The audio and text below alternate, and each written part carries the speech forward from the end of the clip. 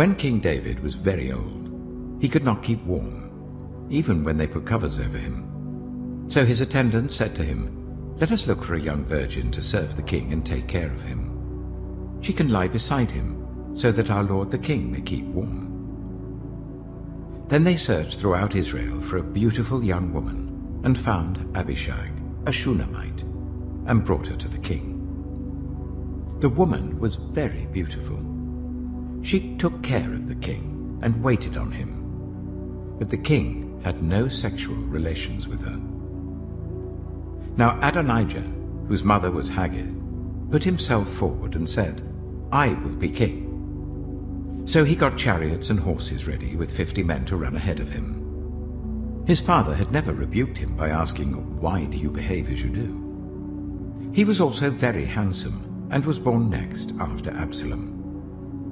Adonijah conferred with Joab son of Zeruiah, and with Abiathar the priest, and they gave him their support. But Zadok the priest, Benaiah son of Jehoiada, Nathan the prophet, Shimei, and Rei, and David's special guard, did not join Adonijah. Adonijah then sacrificed sheep, cattle, and fattened calves at the stone of Zoheleth near Enrogel. He invited all his brothers, the king's sons, and all the royal officials of Judah, but he did not invite Nathan the prophet, or Benaiah, or the special guard, or his brother Solomon. Then Nathan asked Bathsheba, Solomon's mother, "Have you not heard that Adonijah the son of Haggith has become king, and our lord David knows nothing about it? Now then, let me advise you how you can save your own life and the life of your son Solomon. Go into King David and say to him, 'My lord the king, did you not swear to me, your servant, surely Solomon your son shall be king after me, and he will sit on my throne? Why then has Adonijah become king? While you're still there talking to the king, I will come in and add my word to what you have said.'" So Bathsheba went to see the aged king in his room, where Abishag the Shunammite was attending him. Bathsheba bowed down, prostrating herself before the king. "What is it you want?" the king asked. She said to him, "My lord, you yourself swore to me, your servant, by the Lord your God, Solomon your son shall become king after me, and he will sit on my throne. But now Adonijah has become king, and you, my lord the king, do not know about it. He has sacrificed great numbers of cattle, fattened calves, and sheep, and has invited all the king's sons, Abiathar the priest, and Joab the commander of the army, but he has not invited Solomon your servant.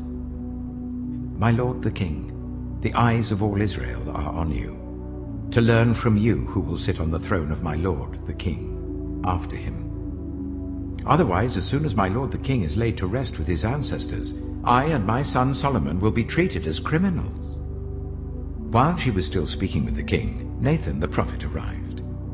And the king was told, "Nathan the prophet is here." So he went before the king and bowed with his face to the ground. Nathan said, "Have you, my lord the king, declared that Adonijah shall be king after you, and that he will sit on your throne? Today he has gone down and sacrificed great numbers of cattle, fattened calves, and sheep. He has invited all the king's sons, the commanders of the army, and Abiathar the priest. At this very moment they're eating and drinking with him and saying, 'Long live King Adonijah!' But me, your servant, and Zadok the priest, and Benaiah son of Jehoiada, and your servant Solomon he did not invite.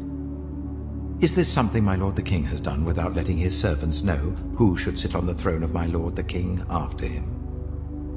Then King David said, "Call in Bathsheba." So she came into the king's presence and stood before him. The king then took an oath. "As surely as the Lord lives, who has delivered me out of every trouble, I will surely carry out this very day what I swore to you by the Lord, the God of Israel. Solomon, your son, shall be king after me, and he will sit on my throne in my place."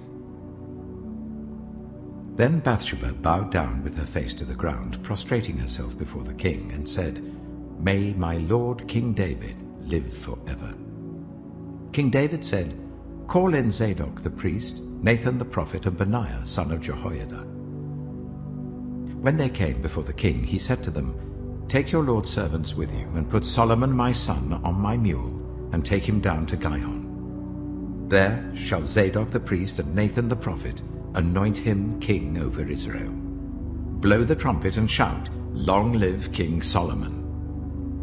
Then you are to go up with him, and he is to come and sit on my throne and reign in my place. I have appointed him ruler over Israel and Judah." Benaiah, son of Jehoiada, answered the king, "Amen. May the Lord, the God of my lord the king, so declare it. As the Lord was with my lord the king, so may he be with Solomon to make his throne even greater than the throne of my lord King David." So Zadok the priest, Nathan the prophet, Benaiah son of Jehoiada, the Kerethites and the Pelethites went down and put Solomon on King David's mule, and they escorted him to Gihon. Zadok the priest took the horn of oil from the sacred tent and anointed Solomon. Then they sounded the trumpet, and all the people shouted, "Long live King Solomon!" And all the people went up after him, playing pipes and rejoicing greatly, so that the ground shook with the sound. Adonijah and all the guests who were with him heard it as they were finishing their feast.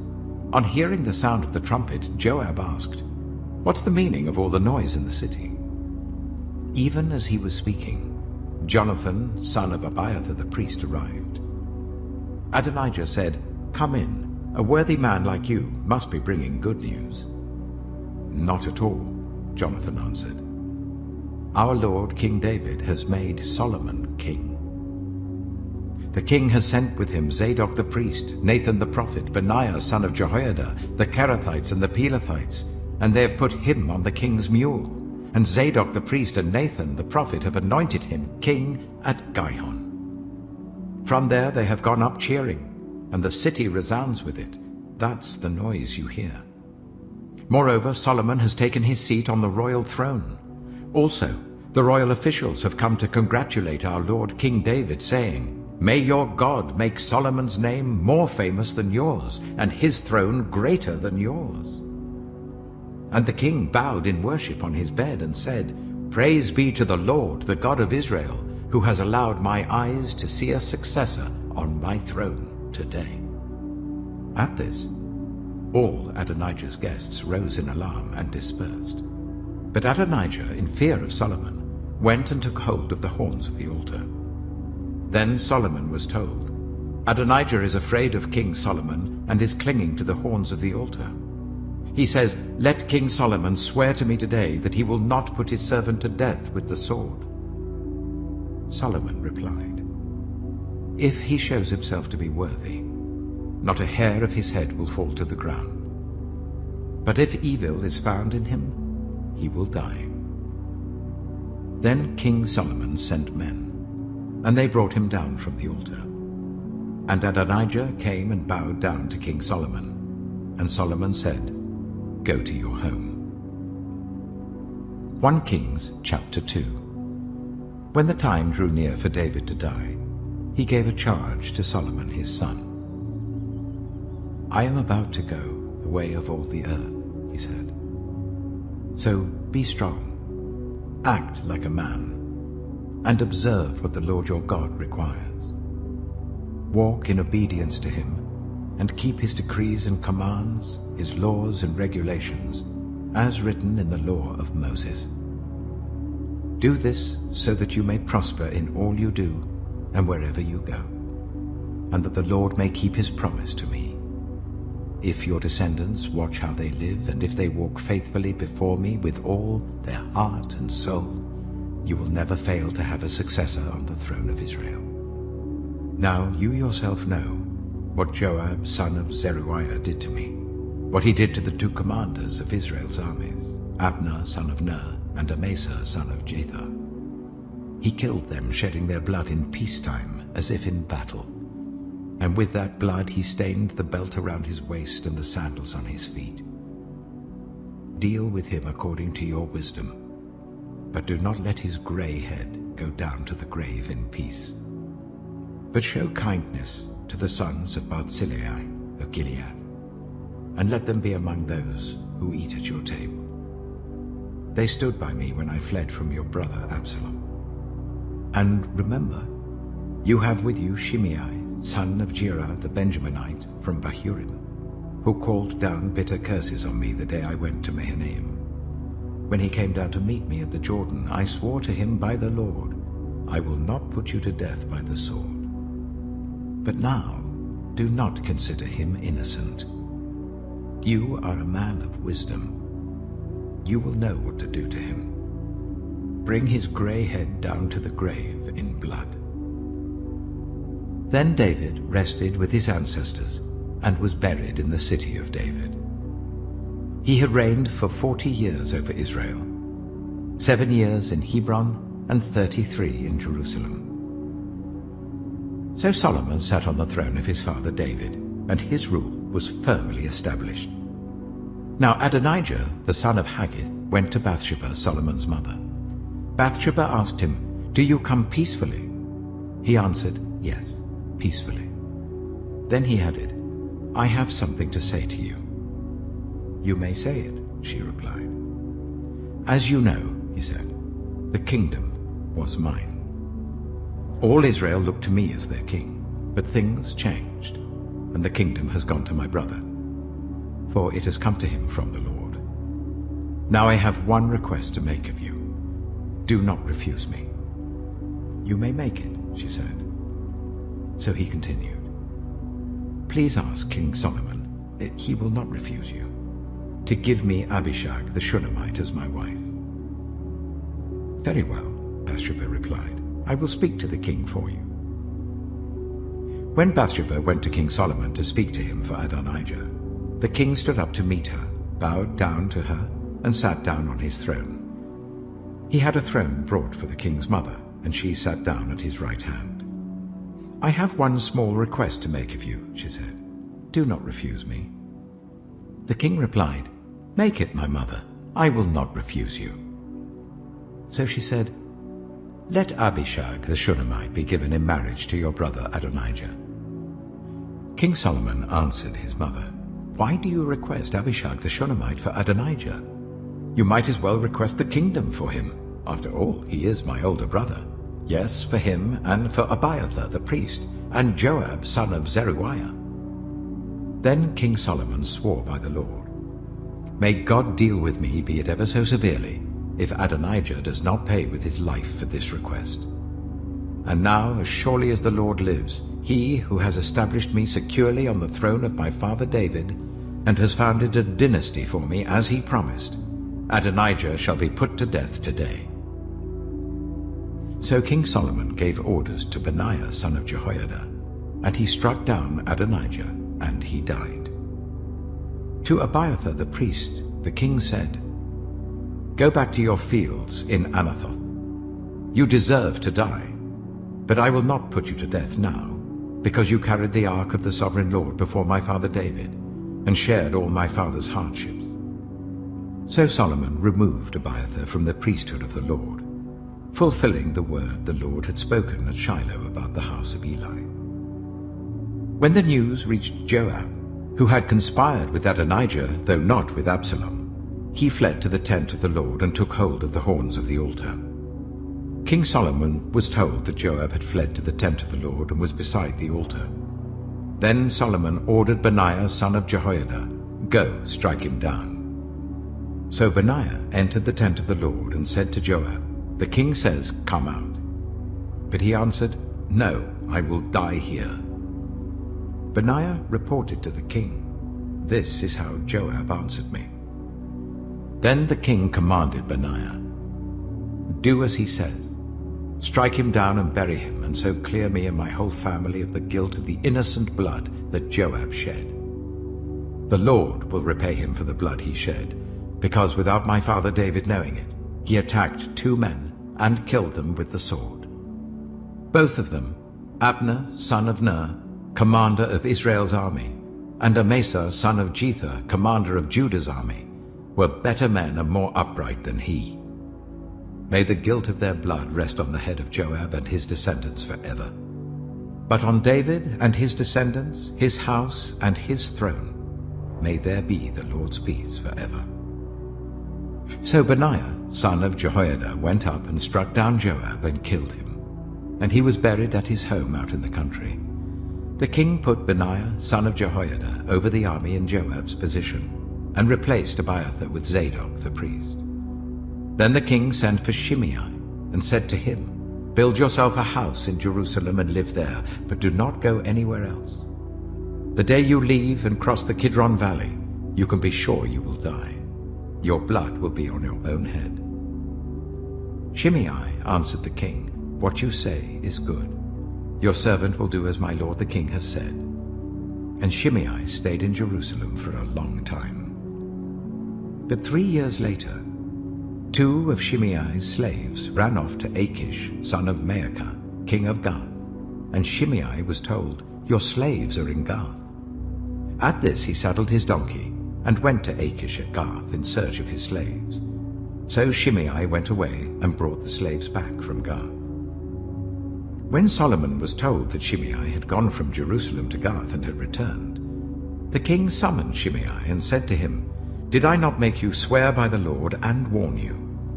On the day you leave to go anywhere else, you can be sure you will die. At that time you said to me, 'What you say is good, I will obey.' Why then did you not keep your oath to the Lord and obey the command I gave you?" The king also said to Shimei, "You know in your heart all the wrong you did to my father David. Now the Lord will repay you for your wrongdoing. But King Solomon will be blessed, and David's throne will remain secure before the Lord forever." Then the king gave the order to Benaiah, son of Jehoiada, and he went out and struck Shimei down, and he died. The kingdom was now established in Solomon's hands. 1 Kings chapter 3. Solomon made an alliance with Pharaoh, king of Egypt, and married his daughter. He brought her to the city of David until he finished building his palace and the temple of the Lord, and the wall around Jerusalem. The people, however, were still sacrificing at the high places, because a temple had not yet been built for the name of the Lord. Solomon showed his love for the Lord by walking according to the instructions given him by his father David, except that he offered sacrifices and burned incense on the high places. The king went to Gibeon to offer sacrifices, for that was the most important high place, and Solomon offered 1,000 burnt offerings on that altar. At Gibeon, the Lord appeared to Solomon during the night in a dream, and God said, "Ask for whatever you want me to give you." Solomon answered, "You have shown great kindness to your servant, my father David, because he was faithful to you and righteous and upright in heart. You have continued this great kindness to him, and have given him a son to sit on his throne this very day. Now, Lord my God, you have made your servant king in place of my father David, but I am only a little child, and do not know how to carry out my duties. Your servant is here among the people you have chosen, a great people, too numerous to count or number. So give your servant a discerning heart, to govern your people, and to distinguish between right and wrong. For who is able to govern this great people of yours?" The Lord was pleased that Solomon had asked for this. So God said to him, "Since you have asked for this, and not for long life or wealth for yourself, nor have asked for the death of your enemies, but for discernment in administering justice, I will do what you have asked. I will give you a wise and discerning heart, so that there will never have been anyone like you, nor will there ever be. Moreover, I will give you what you have not asked for, both wealth and honor, so that in your lifetime you will have no equal among kings. And if you walk in obedience to me and keep my decrees and commands as David your father did, I will give you a long life." Then Solomon awoke, and he realized it had been a dream. He returned to Jerusalem, stood before the ark of the Lord's covenant, and sacrificed burnt offerings and fellowship offerings. Then he gave a feast for all his court. Now 2 prostitutes came to the king and stood before him. One of them said, "Pardon me, my lord. This woman and I live in the same house. I had a baby while she was there with me. The third day after my child was born, this woman also had a baby. We were alone. There was no one in the house but the two of us. During the night, this woman's son died because she lay on him. So she got up in the middle of the night and took my son from my side, while I, your servant, was asleep. She put him by her breast and put her dead son by my breast. The next morning I got up to nurse my son, and he was dead. But when I looked at him closely in the morning light, I saw that it wasn't the son I had born. The other woman said, "No, the living one is my son, the dead one is yours." But the first one insisted, "No, the dead one is yours, the living one is mine." And so they argued before the king. The king said, "This one says, 'My son is alive and your son is dead,' while that one says, 'No, your son is dead and mine is alive.'" Then the king said, "Bring me a sword." So they brought a sword for the king. He then gave an order, "Cut the living child in two, and give half to one and half to the other."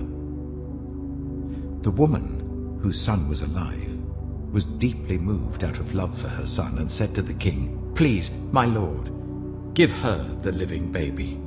Don't kill him." But the other said, "Neither I nor you shall have him. Cut him in two." Then the king gave his ruling. "Give the living baby to the first woman. Do not kill him.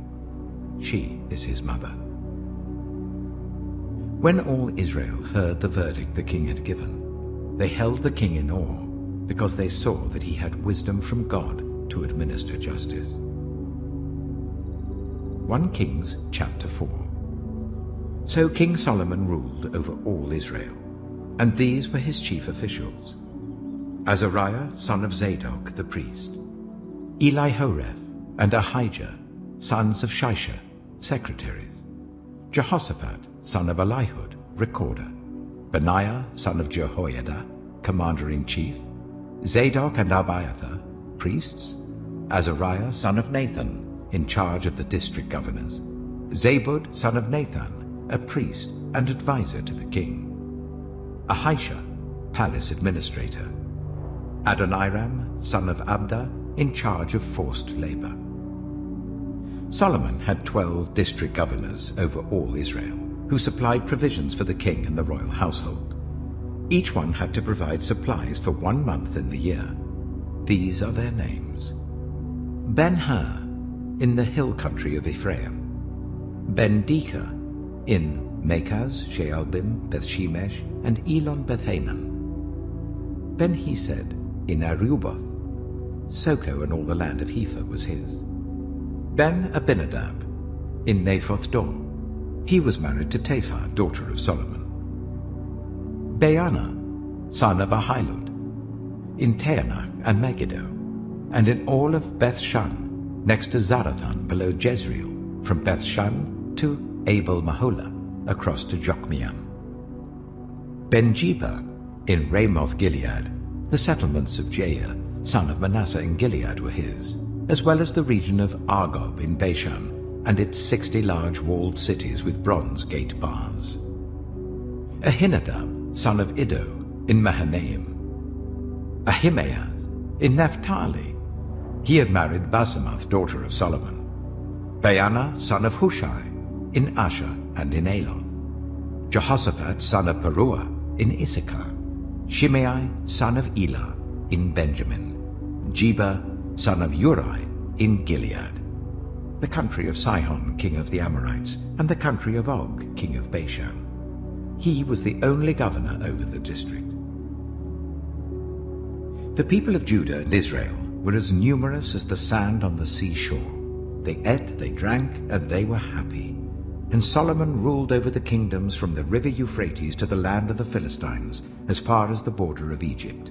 These countries brought tribute and were Solomon's subjects all his life.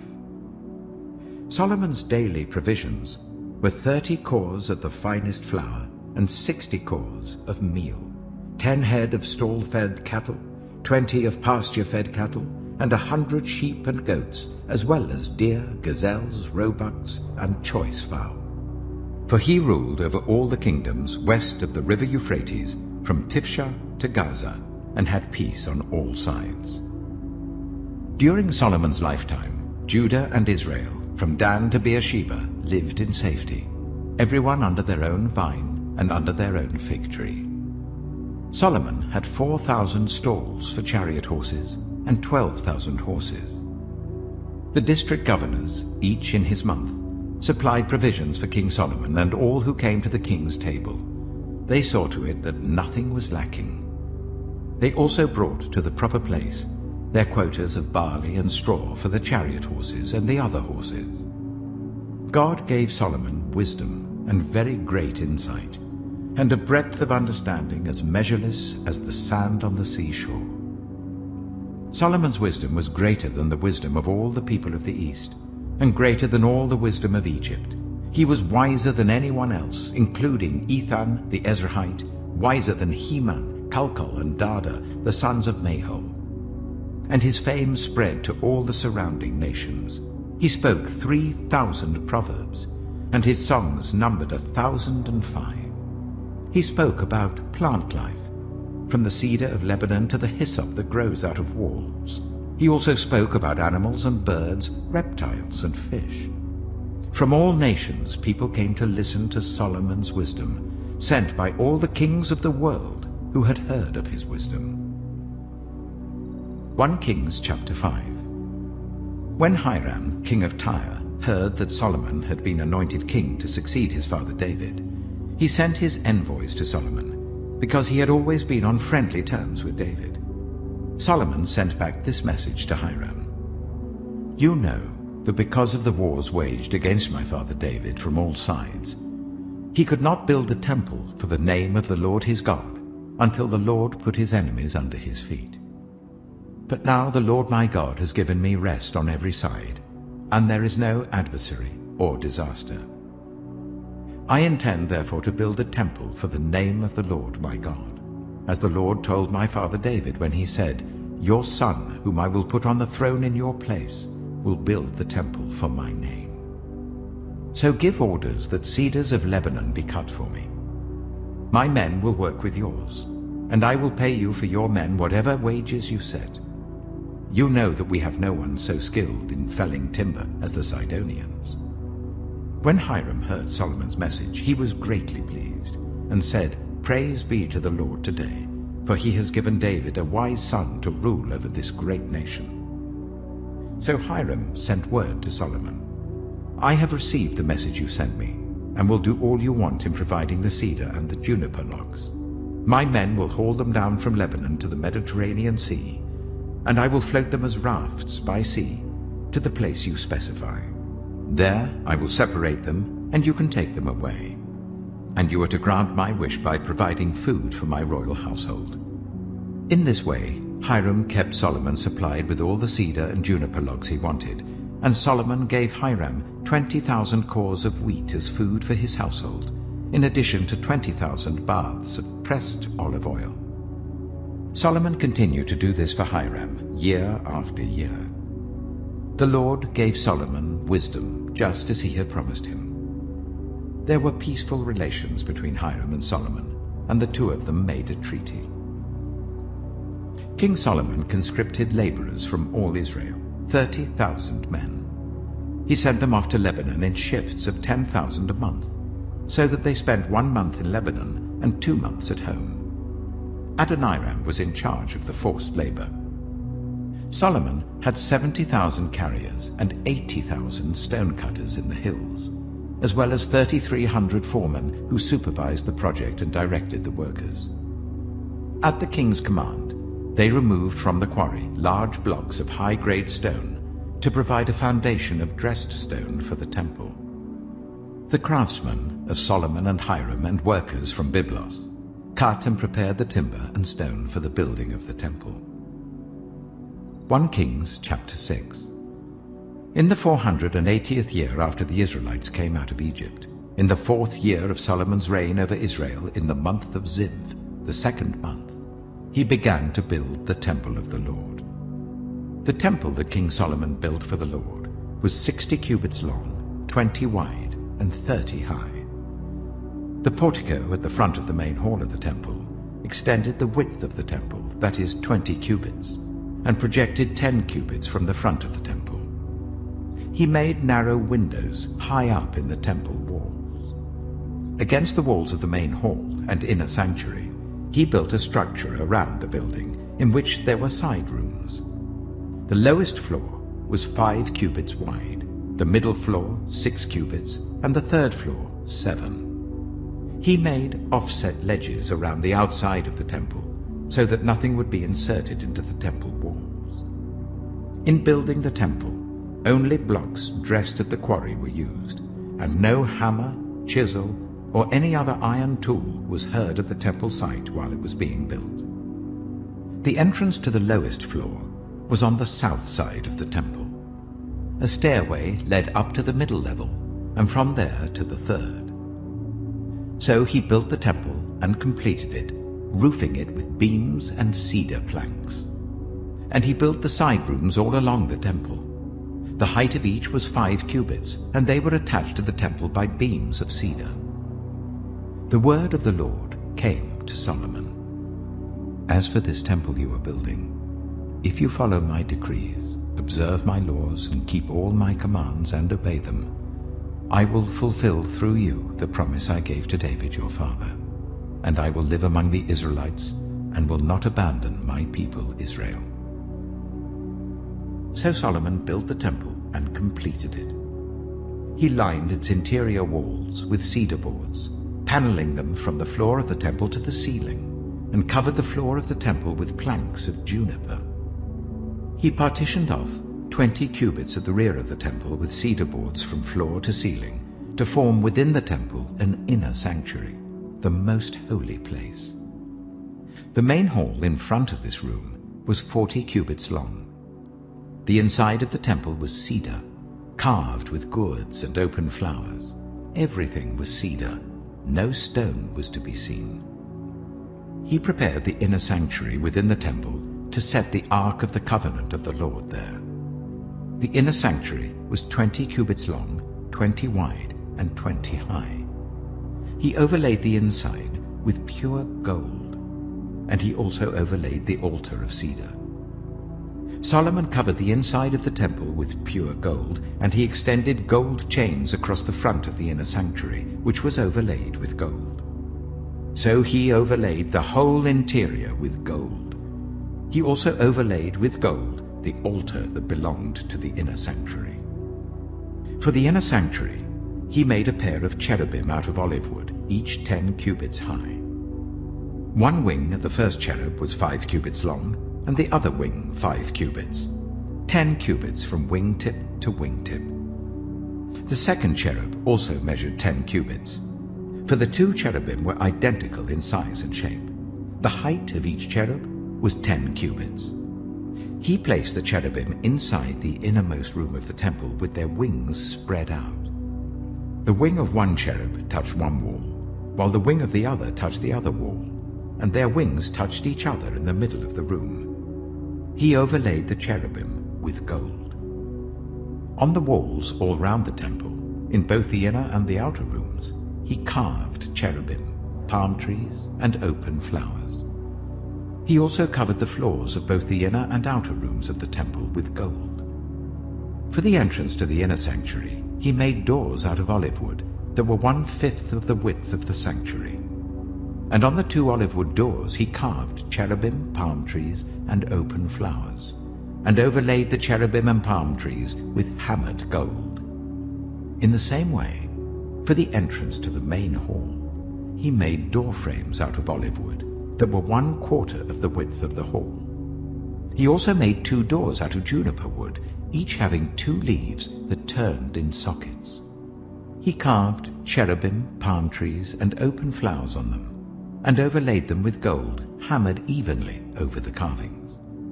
And he built the inner courtyard of 3 courses of dressed stone and 1 course of trimmed cedar beams. The foundation of the temple of the Lord was laid in the 4th year, in the month of Ziv. In the 11th year, in the month of Bul, the 8th month, the temple was finished in all its details according to its specifications. He had spent 7 years building it. 1 Kings chapter 7. It took Solomon 13 years, however, to complete the construction of his palace. He built the palace of the forest of Lebanon, 100 cubits long, 50 wide, and 30 high, with 4 rows of cedar columns supporting trimmed cedar beams. It was roofed with cedar above the beams that rested on the columns, 45 beams, 15 to a row. Its windows were placed high in sets of 3, facing each other. All the doorways had rectangular frames. They were in the front part in sets of 3, facing each other. He made a colonnade, 50 cubits long and 30 wide. In front of it was a portico, and in front of that were pillars and an overhanging roof. He built the throne hall, the hall of justice, where he was to judge, and he covered it with cedar from floor to ceiling. And the palace in which he was to live, set farther back, was similar in design. Solomon also made a palace like this hall for Pharaoh's daughter, whom he had married. All these structures, from the outside to the great courtyard and from foundation to eaves, were made of blocks of high-grade stone cut to size and smoothed on their inner and outer faces. The foundations were laid with large stones of good quality, some measuring 10 cubits and some 8. Above were high-grade stones cut to size and cedar beams. The great courtyard was surrounded by a wall of 3 courses of dressed stone and 1 course of trimmed cedar beams, as was the inner courtyard of the temple of the Lord with its portico. King Solomon sent to Tyre and brought Huram, whose mother was a widow from the tribe of Naphtali, and whose father was from Tyre and a skilled craftsman in bronze. Huram was filled with wisdom, with understanding, and with knowledge to do all kinds of bronze work. He came to King Solomon and did all the work assigned to him. He cast 2 bronze pillars, each 18 cubits high and 12 cubits in circumference. He also made 2 capitals of cast bronze to set on the tops of the pillars. Each capital was 5 cubits high. A network of interwoven chains adorned the capitals on top of the pillars, 7 for each capital. He made pomegranates in 2 rows encircling each network to decorate the capitals on top of the pillars. He did the same for each capital. The capitals on top of the pillars in the portico were in the shape of lilies, 4 cubits high. On the capitals of both pillars, above the bowl-shaped part next to the network, were the 200 pomegranates in rows all round. He erected the pillars at the portico of the temple. The pillar to the south he named Jachin, and the one to the north Boaz. The capitals on top were in the shape of lilies, and so the work on the pillars was completed. He made the sea of cast metal, circular in shape, measuring 10 cubits from rim to rim and 5 cubits high. It took a line of 30 cubits to measure round it. Below the rim, gourds encircled it, 10 to a cubit. The gourds were cast in 2 rows in one piece with the sea. The sea stood on 12 bulls, 3 facing north, 3 facing west, 3 facing south, and 3 facing east. The sea rested on top of them, and their hindquarters were towards the center. It was a handbreadth in thickness, and its rim was like the rim of a cup, like a lily blossom. It held 2,000 baths. He also made 10 movable stands of bronze. Each was 4 cubits long, 4 wide, and 3 high. This is how the stands were made. They had side panels attached to uprights. On the panels between the uprights were lions, bulls, and cherubim, and on the uprights as well. Above and below the lions and bulls were wreaths of hammered work. Each stand had 4 bronze wheels with bronze axles, and each had a basin resting on 4 supports cast with wreaths on each side. On the inside of the stand there was an opening that had a circular frame 1 cubit deep. This opening was round, and with its basework it measured 1.5 cubits. Around its opening there was engraving. The panels of the stands were square, not round. The 4 wheels were under the panels, and the axles of the wheels were attached to the stand. The diameter of each wheel was 1.5 cubits. The wheels were made like chariot wheels. The axles, rims, spokes, and hubs were all of cast metal. Each stand had 4 handles, one on each corner projecting from the stand. At the top of the stand there was a circular band 1/2 cubit deep. The supports and panels were attached to the top of the stand. He engraved cherubim, lions, and palm trees on the surfaces of the supports and on the panels in every available space, with wreaths all round. This is the way he made the 10 stands. They were all cast in the same molds and were identical in size and shape.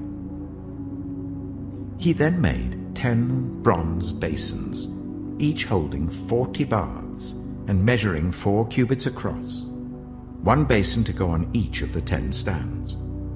He placed 5 of the stands on the south side of the temple and 5 on the north. He placed the sea on the south side, at the southeast corner of the temple. He also made the pots and shovels and sprinkling bowls. So Huram finished all the work he had undertaken for King Solomon in the temple of the Lord.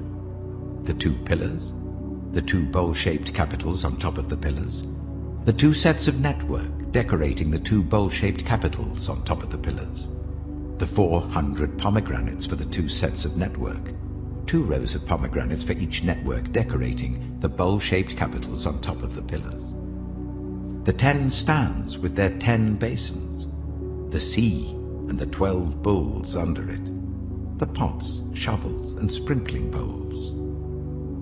All these objects that Huram made for King Solomon for the temple of the Lord were of burnished bronze. The king had them cast in clay molds in the plain of the Jordan between Succoth and Zarethan. Solomon left all these things unweighed, because there were so many. The weight of the bronze was not determined. Solomon also made all the furnishings that were in the Lord's temple: the golden altar, the golden table on which was the bread of the presence, the lampstands of pure gold, 5 on the right and 5 on the left, in front of the inner sanctuary, the gold floral work and lamps and tongs, the pure gold dishes, wick trimmers, sprinkling bowls, dishes, and censers, and the gold sockets for the doors of the innermost room, the most holy place, and also for the doors of the main hall of the temple. When all the work King Solomon had done for the temple of the Lord was finished, he brought in the things his father David had dedicated, the silver and gold and the furnishings, and he placed them in the treasuries of the Lord's temple. 1 Kings chapter 8. Then King Solomon summoned into his presence at Jerusalem the elders of Israel, all the heads of the tribes, and the chiefs of the Israelite families, to bring up the ark of the Lord's covenant from Zion, the city of David. All the Israelites came together to King Solomon at the time of the festival in the month of Ethanim, the 7th month. When all the elders of Israel had arrived, the priests took up the ark, and they brought up the ark of the Lord and the tent of meeting and all the sacred furnishings in it. The priests and Levites carried them up, and King Solomon and the entire assembly of Israel that had gathered about him were before the ark, sacrificing so many sheep and cattle that they could not be recorded or counted. The priests then brought the ark of the Lord's covenant to its place in the inner sanctuary of the temple, the most holy place, and put it beneath the wings of the cherubim. The cherubim spread their wings over the place of the ark and overshadowed the ark and its carrying poles. These poles were so long that their ends could be seen from the holy place in front of the inner sanctuary, but not from outside the holy place, and they are still there today. There was nothing in the ark except the 2 stone tablets that Moses had placed in it at Horeb, where the Lord made a covenant with the Israelites after they came out of Egypt. When the priests withdrew from the holy place, the cloud filled the temple of the Lord, and the priests could not perform their service because of the cloud, for the glory of the Lord filled his temple. Then Solomon said, The Lord has said that he would dwell in a dark cloud. I have indeed built a magnificent temple for you, a place for you to dwell forever. While the whole assembly of Israel was standing there, the king turned round and blessed them. Then he said, "Praise be to the Lord, the God of Israel, who with his own hand has fulfilled what he promised with his own mouth to my father David. For he said, 'Since the day I brought my people Israel out of Egypt, I have not chosen a city in any tribe of Israel to have a temple built, so that my name might be there. But I have chosen David to rule my people Israel.' My father David had it in his heart to build a temple for the name of the Lord, the God of Israel. But the Lord said to my father David, 'You did well to have it in your heart to build a temple for my name. Nevertheless, you are not the one to build the temple, but your son, your own flesh and blood. He is the one who will build the temple for my name.' The Lord has kept the promise he made. I have succeeded David my father, and now I sit on the throne of Israel, just as the Lord promised, and I have built the temple for the name of the Lord, the God of Israel. I have provided a place there for the ark, in which is the covenant of the Lord that he made with our ancestors when he brought them out of Egypt." Then Solomon stood before the altar of the Lord in front of the whole assembly of Israel, spread out his hands towards heaven, and said, "Lord, the God of Israel, there is no God like you in heaven above or on earth below. You who keep your covenant of love with your servants, who continue wholeheartedly in your way.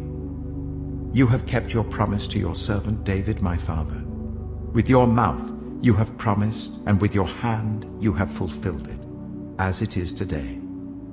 Now, Lord, the God of Israel, keep for your servant David my father the promises you made to him when you said, 'You shall never fail to have a successor to sit before me on the throne of Israel, if only your descendants are careful in all they do to walk before me faithfully as you have done.'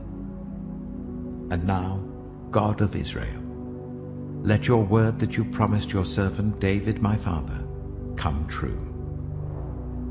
But will God really dwell on earth? The heavens, even the highest heaven, cannot contain you. How much less this temple I have built? Yet give attention to your servant's prayer and his plea for mercy, Lord my God.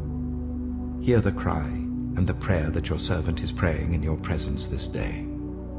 May your eyes be open towards this temple night and day, this place of which you said, 'My name shall be there,' so that you will hear the prayer your servant prays towards this place. Hear the supplication of your servant and of your people Israel when they pray towards this place. Hear from heaven your dwelling place, and when you hear, forgive.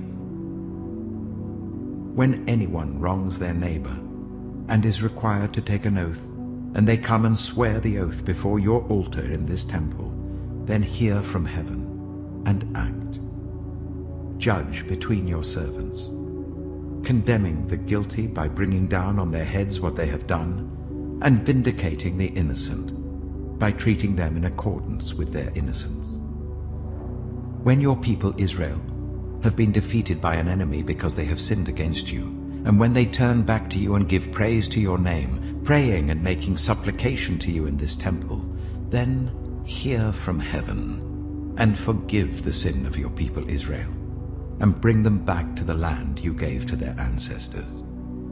When the heavens are shut up, and there is no rain because your people have sinned against you, and when they pray towards this place and give praise to your name and turn from their sin because you have afflicted them, then hear from heaven and forgive the sin of your servants, your people Israel. Teach them the right way to live, and send rain on the land you gave your people for an inheritance. When famine or plague comes to the land, or blight or mildew, locusts or grasshoppers, or when an enemy besieges them in any of their cities, whatever disaster or disease may come, and when a prayer or plea is made by anyone among your people Israel, being aware of the afflictions of their own hearts, and spreading out their hands towards this temple, then hear from heaven, your dwelling place. Forgive and act. Deal with everyone according to all they do, since you know their hearts. For you alone know every human heart, so that they will fear you all the time they live in the land you gave our ancestors. As for the foreigner, who does not belong to your people Israel, but has come from a distant land because of your name, for they will hear of your great name and your mighty hand and your outstretched arm. When they come and pray towards this temple, then hear from heaven, your dwelling place. Do whatever the foreigner asks of you, so that all the peoples of the earth may know your name and fear you, as do your own people Israel, and may know that this house I have built bears your name. When your people go to war against their enemies, wherever you send them, and when they pray to the Lord towards the city you have chosen and the temple I have built for your name, then hear from heaven their prayer and their plea, and uphold their cause.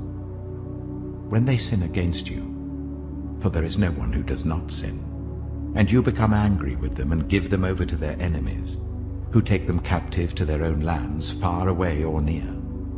And if they have a change of heart in the land where they are held captive, and repent, and plead with you in the land of their captors, and say, "We have sinned, we have done wrong, we have acted wickedly," and if they turn back to you with all their heart and soul in the land of their enemies who took them captive, and pray to you towards the land you gave their ancestors, towards the city you have chosen, and the temple I have built for your name, then from heaven, your dwelling place, hear their prayer and their plea, and uphold their cause. And forgive your people who have sinned against you. Forgive all the offenses they have committed against you, and cause their captors to show them mercy. For they are your people and your inheritance, whom you brought out of Egypt, out of that iron smelting furnace. May your eyes be open to your servant's plea, and to the plea of your people Israel, and may you listen to them whenever they cry out to you. For you singled them out from all the nations of the world to be your own inheritance, just as you declared through your servant Moses, when you, sovereign Lord, brought our ancestors out of Egypt. When Solomon had finished all these prayers and supplications to the Lord, he rose from before the altar of the Lord, where he had been kneeling, with his hands spread out towards heaven. He stood and blessed the whole assembly of Israel in a loud voice, saying, "Praise be to the Lord, who has given rest to his people Israel, just as he promised. Not one word has failed of all the good promises he gave through his servant Moses. May the Lord our God be with us as he was with our ancestors. May he never leave us nor forsake us. May he turn our hearts to him, to walk in obedience to him and keep the commands, decrees, and laws he gave our ancestors. And may these words of mine, which I have prayed before the Lord, be near to the Lord our God day and night, that he may uphold the cause of his servant and the cause of his people Israel, according to each day's need, so that all the peoples of the earth may know that the Lord is God and that there is no other. And may your hearts be fully committed to the Lord our God, to live by his decrees and obey his commands, as at this time." Then the king and all Israel with him offered sacrifices before the Lord. Solomon offered a sacrifice of fellowship offerings to the Lord, 22,000 cattle and 120,000 sheep and goats. So the king and all the Israelites dedicated the temple of the Lord. On that same day, the king consecrated the middle part of the courtyard in front of the temple of the Lord, and there he offered burnt offerings, grain offerings, and the fat of the fellowship offerings, because the bronze altar that stood before the Lord was too small to hold the burnt offerings, the grain offerings, and the fat of the fellowship offerings. So Solomon observed the festival at that time, and all Israel with him. A vast assembly, people from Lebo-Hamath to the Wadi of Egypt. They celebrated it before the Lord our God for 7 days, and 7 days more, 14 days in all. On the following day, he sent the people away. They blessed the king and then went home, joyful and glad in heart, for all the good things the Lord had done for his servant David and his people Israel. 1 Kings chapter 9. When Solomon had finished building the temple of the Lord and the royal palace, and had achieved all he had desired to do, the Lord appeared to him a second time, as he had appeared to him at Gibeon. The Lord said to him, I have heard the prayer and plea you have made before me. I have consecrated this temple which you have built, by putting my name there forever. My eyes and my heart will always be there. As for you, if you walk before me faithfully, with integrity of heart and uprightness, as David your father did, and do all I command and observe my decrees and laws, I will establish your royal throne over Israel forever, as I promised David your father when I said, you shall never fail to have a successor on the throne of Israel. But if you or your descendants turn away from me, and do not observe the commands and decrees I have given you, and go off to serve other gods and worship them, then I will cut off Israel from the land I have given them, and will reject this temple I have consecrated for my name. Israel will then become a byword and an object of ridicule among all peoples. This temple will become a heap of rubble. All who pass by will be appalled and will scoff and say, why has the Lord done such a thing to this land and to this temple? People will answer, because they have forsaken the Lord their God, who brought their ancestors out of Egypt, and have embraced other gods, worshipping and serving them. That is why the Lord brought all this disaster on them. At the end of 20 years, during which Solomon built these 2 buildings, the temple of the Lord and the royal palace, King Solomon gave 20 towns in Galilee to Hiram, king of Tyre, because Hiram had supplied him with all the cedar and juniper and gold he wanted. But when Hiram went from Tyre to see the towns that Solomon had given him, he was not pleased with them. What kind of towns are these you have given me, my brother? He asked. And he called them the land of Kabul, a name they have to this day. Now Hiram had sent to the king 120 talents of gold. Here is the account of the forced labor King Solomon conscripted to build the Lord's temple, his own palace, the terraces, the wall of Jerusalem, and Hazor, Megiddo, and Giza. Pharaoh, king of Egypt, had attacked and captured Giza. He had set it on fire. He killed its Canaanite inhabitants, and then gave it as a wedding gift to his daughter, Solomon's wife. And Solomon rebuilt Giza. He built up Lower Beth-horon, Baalath, and Tadmor in the desert, within his land, as well as all his store cities and the towns for his chariots and for his horses, whatever he desired to build in Jerusalem, in Lebanon, and throughout all the territory he ruled. There were still people left from the Amorites, Hittites, Perizzites, Hivites, and Jebusites. These people were not Israelites. Solomon conscripted the descendants of all these people remaining in the land, whom the Israelites could not exterminate, to serve as slave labor, as it is to this day. But Solomon did not make slaves of any of the Israelites. They were his fighting men, his government officials, his officers, his captains, and the commanders of his chariots and charioteers.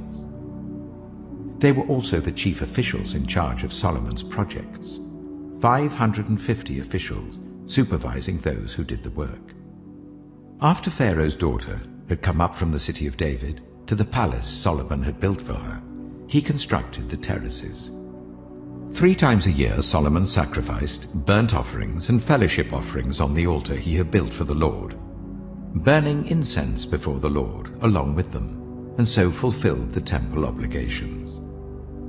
King Solomon also built ships at Ezion-Geber, which is near Elath in Edom, on the shore of the Red Sea. And Hiram sent his men, sailors who knew the sea, to serve in the fleet with Solomon's men. They sailed to Ophir and brought back 420 talents of gold, which they delivered to King Solomon. 1 Kings chapter 10. When the Queen of Sheba heard about the fame of Solomon and his relationship to the Lord, she came to test Solomon with hard questions. Arriving at Jerusalem with a very great caravan, with camels carrying spices, large quantities of gold and precious stones, she came to Solomon and talked with him about all that she had on her mind. Solomon answered all her questions. Nothing was too hard for the king to explain to her.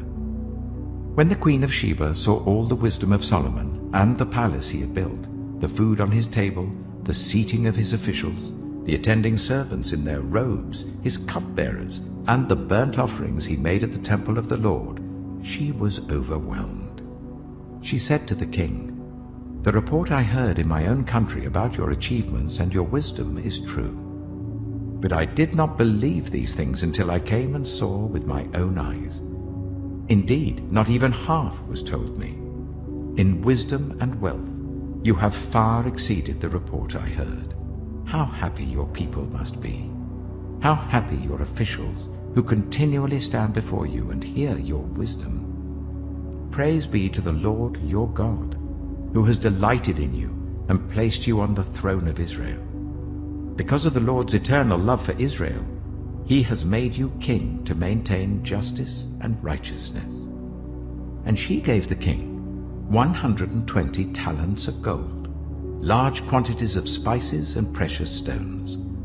Never again were so many spices brought in as those the Queen of Sheba gave to King Solomon. Hiram's ships brought gold from Ophir, and from there they brought great cargoes of almug wood and precious stones. The king used the almug wood to make supports for the temple of the Lord and for the royal palace, and to make harps and lyres for the musicians. So much almug wood has never been imported or seen since that day. King Solomon gave the Queen of Sheba all she desired and asked for, besides what he had given her out of his royal bounty. Then she left and returned with her retinue to her own country. The weight of the gold that Solomon received yearly was 666 talents, not including the revenues from merchants and traders and from all the Arabian kings and the governors of the territories. King Solomon made 200 large shields of hammered gold. 600 shekels of gold went into each shield. He also made 300 small shields of hammered gold, with 3 minas of gold in each shield. The king put them in the palace of the forest of Lebanon. Then the king made a great throne covered with ivory and overlaid with fine gold. The throne had 6 steps, and its back had a rounded top. On both sides of the seat were armrests, with a lion standing beside each of them. 12 lions stood on the 6 steps, one at either end of each step. Nothing like it had ever been made for any other kingdom. All King Solomon's goblets were gold, and all the household articles in the palace of the forest of Lebanon were pure gold. Nothing was made of silver, because silver was considered of little value in Solomon's days. The king had a fleet of trading ships at sea, along with the ships of Hiram. Once every 3 years it returned carrying gold, silver, and ivory, and apes and baboons. King Solomon was greater in riches and wisdom than all the other kings of the earth. The whole world sought audience with Solomon to hear the wisdom God had put in his heart. Year after year, everyone who came brought a gift, articles of silver and gold, robes, weapons and spices, and horses and mules. Solomon accumulated chariots and horses. He had 1,400 chariots and 12,000 horses, which he kept in the chariot cities and also with him in Jerusalem. The king made silver as common in Jerusalem as stones, and cedar as plentiful as sycamore fig trees in the foothills. Solomon's horses were imported from Egypt and from Kue. Royal merchants purchased them from Kue at the current price. They imported a chariot from Egypt for 600 shekels of silver, and a horse for 150. They also exported them to all the kings of the Hittites and of the Arameans. 1 Kings chapter 11. King Solomon, however, loved many foreign women, besides Pharaoh's daughter: Moabites, Ammonites, Edomites, Sidonians, and Hittites. They were from nations about which the Lord had told the Israelites, "You must not intermarry with them, because they will surely turn your hearts after their gods."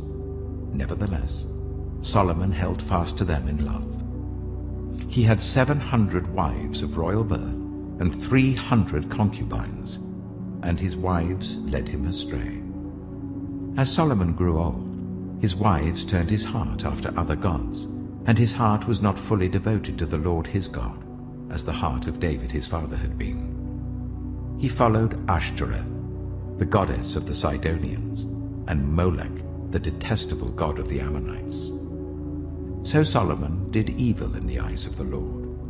He did not follow the Lord completely, as David his father had done.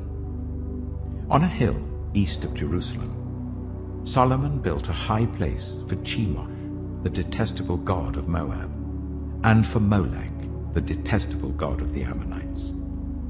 He did the same for all his foreign wives, who burned incense and offered sacrifices to their gods. The Lord became angry with Solomon because his heart had turned away from the Lord, the God of Israel, who had appeared to him twice. Although he had forbidden Solomon to follow other gods, Solomon did not keep the Lord's command. So the Lord said to Solomon, "Since this is your attitude, and you have not kept my covenant and my decrees, which I commanded you, I will most certainly tear the kingdom away from you and give it to one of your subordinates. Nevertheless, for the sake of David your father, I will not do it during your lifetime. I will tear it out of the hand of your son. Yet I will not tear the whole kingdom from him, but will give him one tribe for the sake of David my servant, and for the sake of Jerusalem, which I have chosen." Then the Lord raised up against Solomon an adversary, Hadad the Edomite, from the royal line of Edom. Earlier, when David was fighting with Edom, Joab, the commander of the army, who had gone up to bury the dead, had struck down all the men in Edom. Joab and all the Israelites stayed there for 6 months, until they had destroyed all the men in Edom. But Hadad, still only a boy, fled to Egypt with some Edomite officials who had served his father. They set out from Midian and went to Paran.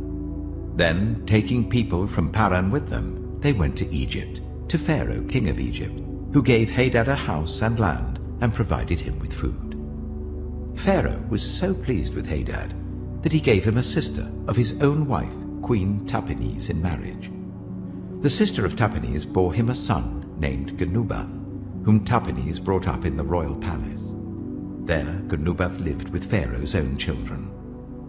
While he was in Egypt, Hadad heard that David rested with his ancestors, and that Joab, the commander of the army, was also dead. Then Hadad said to Pharaoh, "Let me go, so that I may return to my own country." "What have you lacked here, that you want to go back to your own country?" Pharaoh asked. "Nothing," Hadad replied, "but do let me go." And God raised up against Solomon another adversary, Rezon, son of Eliada, who had fled from his master, Hadadezer, king of Zobah. When David destroyed Zobah's army, Rezon gathered a band of men around him and became their leader. They went to Damascus, where they settled and took control. Rezon was Israel's adversary as long as Solomon lived, adding to the trouble caused by Hadad. So Rezon ruled in Aram and was hostile towards Israel. Also, Jeroboam, son of Nebat, rebelled against the king. He was one of Solomon's officials, an Ephraimite from Zeradah, and his mother was a widow named Zeruah. Here is the account of how he rebelled against the king. Solomon had built the terraces and had filled in the gap in the wall of the city of David his father. Now Jeroboam was a man of standing, and when Solomon saw how well the young man did his work, he put him in charge of the whole labor force of the tribes of Joseph. About that time, Jeroboam was going out of Jerusalem, and Ahijah, the prophet of Shiloh, met him on the way, wearing a new cloak. The two of them were alone out in the country, and Ahijah took hold of the new cloak he was wearing and tore it into 12 pieces. Then he said to Jeroboam, "Take 10 pieces for yourself, for this is what the Lord, the God of Israel, says. See, I am going to tear the kingdom out of Solomon's hand and give you 10 tribes.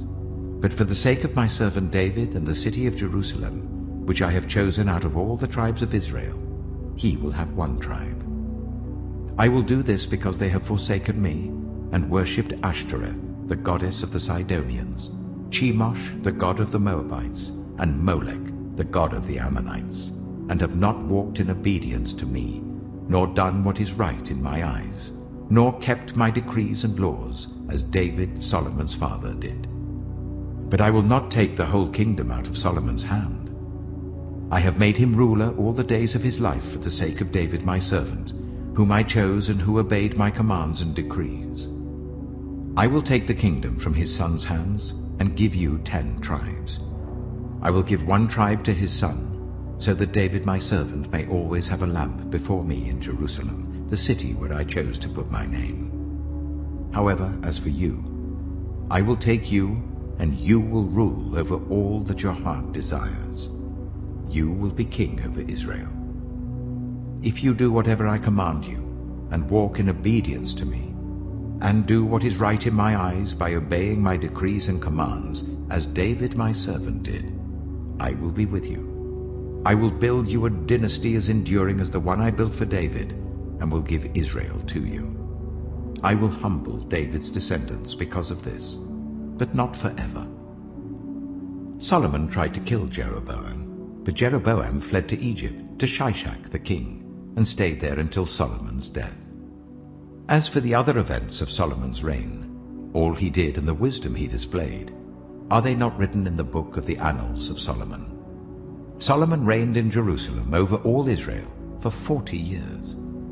Then he rested with his ancestors and was buried in the city of David his father. And Rehoboam his son succeeded him as king. 1 Kings chapter 12. Rehoboam went to Shechem, for all Israel had gone there to make him king. When Jeroboam son of Nebat heard this, he was still in Egypt, where he had fled from King Solomon. He returned from Egypt.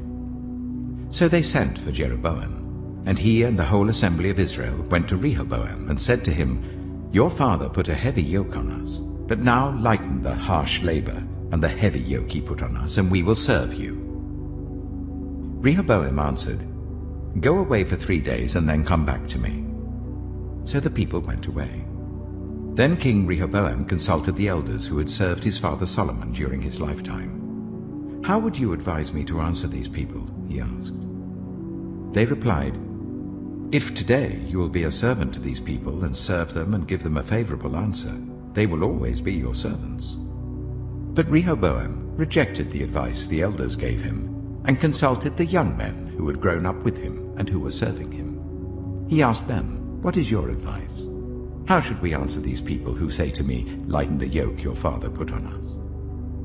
The young men who had grown up with him replied, "These people have said to you, 'Your father put a heavy yoke on us, but make our yoke lighter.' Now tell them, 'My little finger is thicker than my father's waist. My father laid on you a heavy yoke, I will make it even heavier. My father scourged you with whips, I will scourge you with scorpions." 3 days later, Jeroboam and all the people returned to Rehoboam, as the king had said, "Come back to me in 3 days."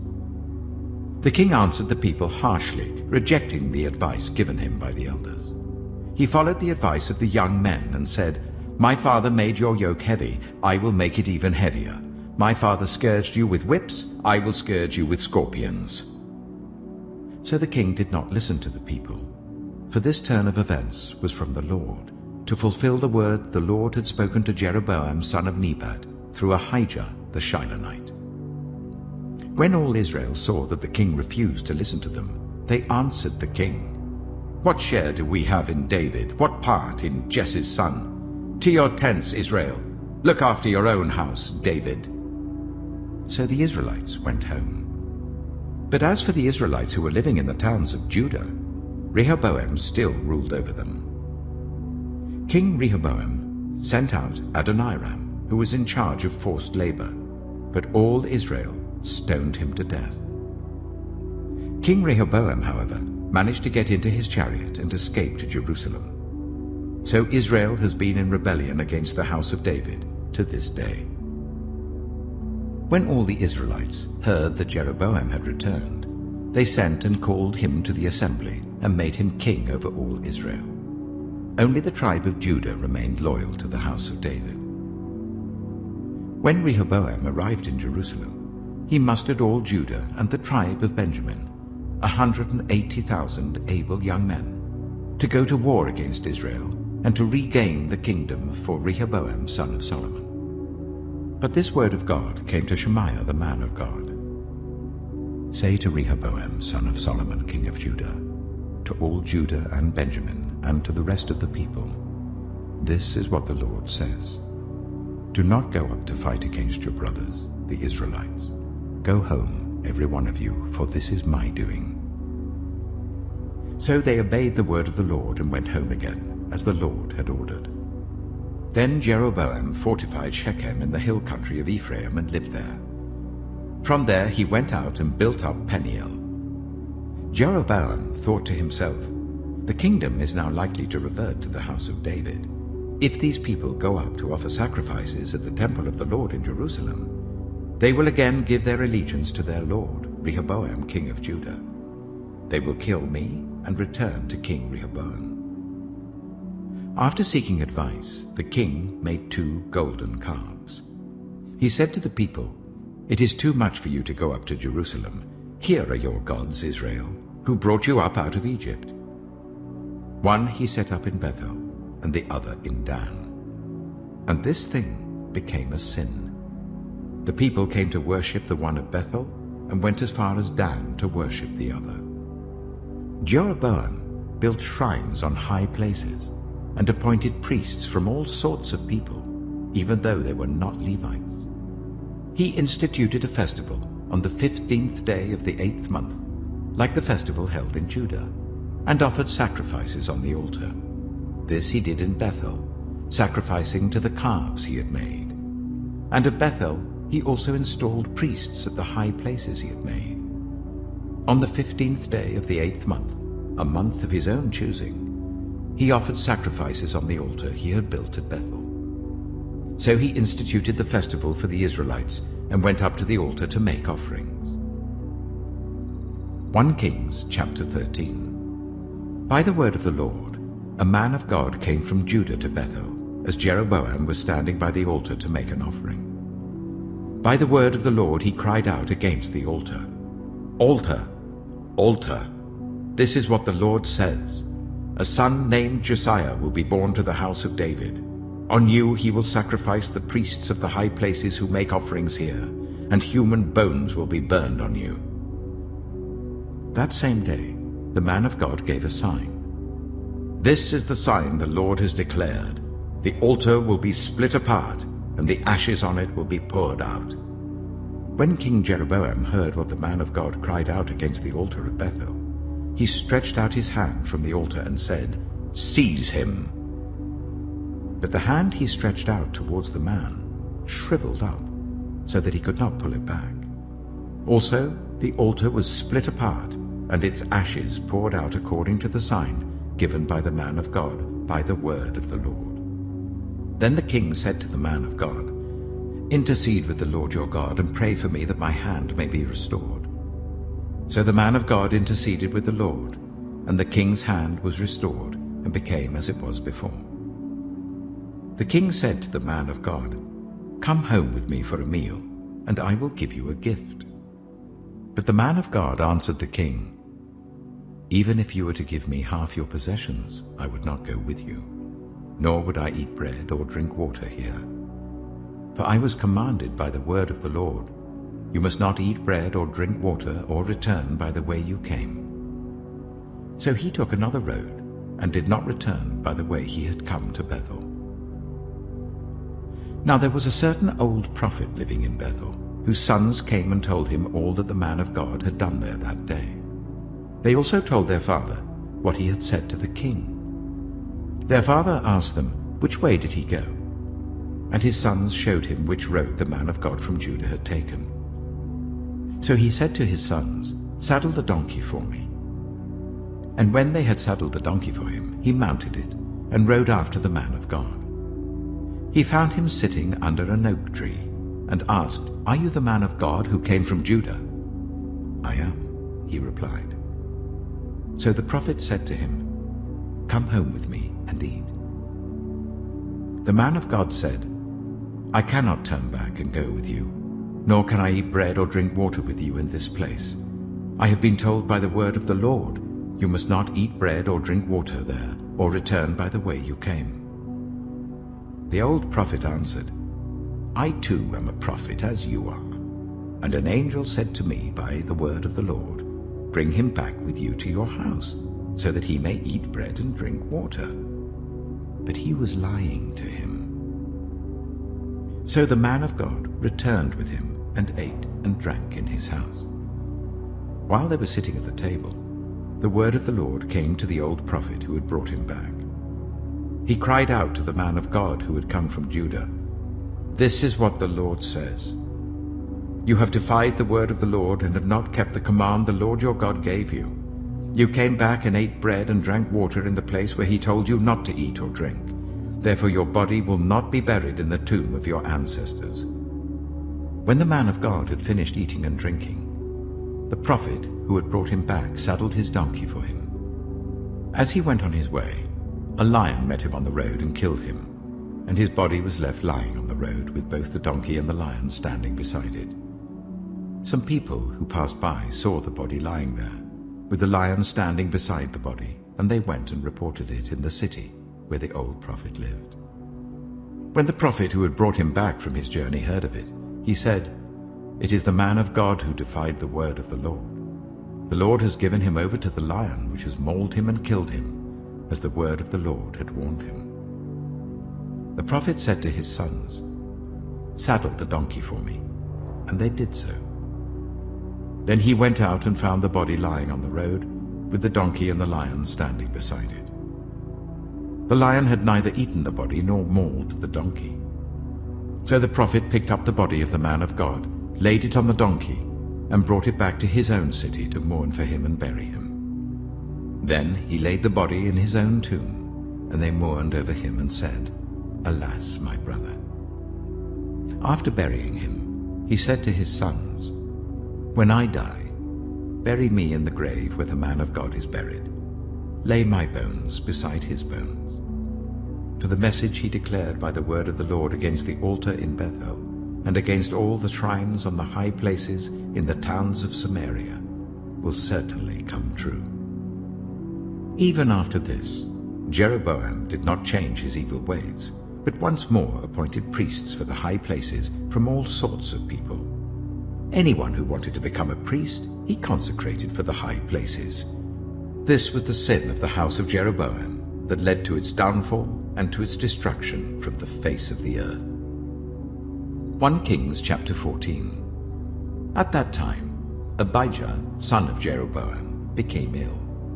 And Jeroboam said to his wife, "Go, disguise yourself, so that you won't be recognized as the wife of Jeroboam. Then go to Shiloh. Ahijah the prophet is there, the one who told me I would be king over this people. Take 10 loaves of bread with you, some cakes and a jar of honey, and go to him. He will tell you what will happen to the boy." So Jeroboam's wife did what he said and went to Ahijah's house in Shiloh. Now Ahijah could not see. His sight was gone because of his age. But the Lord had told Ahijah, "Jeroboam's wife is coming to ask you about her son, for he is ill. And you are to give her such and such an answer. When she arrives, she will pretend to be someone else." So when Ahijah heard the sound of her footsteps at the door, he said, "Come in, wife of Jeroboam. Why this pretense? I have been sent to you with bad news." Go, tell Jeroboam, this is what the Lord, the God of Israel, says. I raised you up from among the people and appointed you ruler over my people Israel. I tore the kingdom away from the house of David and gave it to you. But you have not been like my servant David, who kept my commands and followed me with all his heart, doing only what was right in my eyes. You have done more evil than all who lived before you. You have made for yourself other gods, idols made of metal. You have aroused my anger and turned your back on me. Because of this, I am going to bring disaster on the house of Jeroboam. I will cut off from Jeroboam every last male in Israel, slave or free. I will burn up the house of Jeroboam as one burns dung until it is all gone. Dogs will eat those belonging to Jeroboam who die in the city, and the birds will feed on those who die in the country. The Lord has spoken.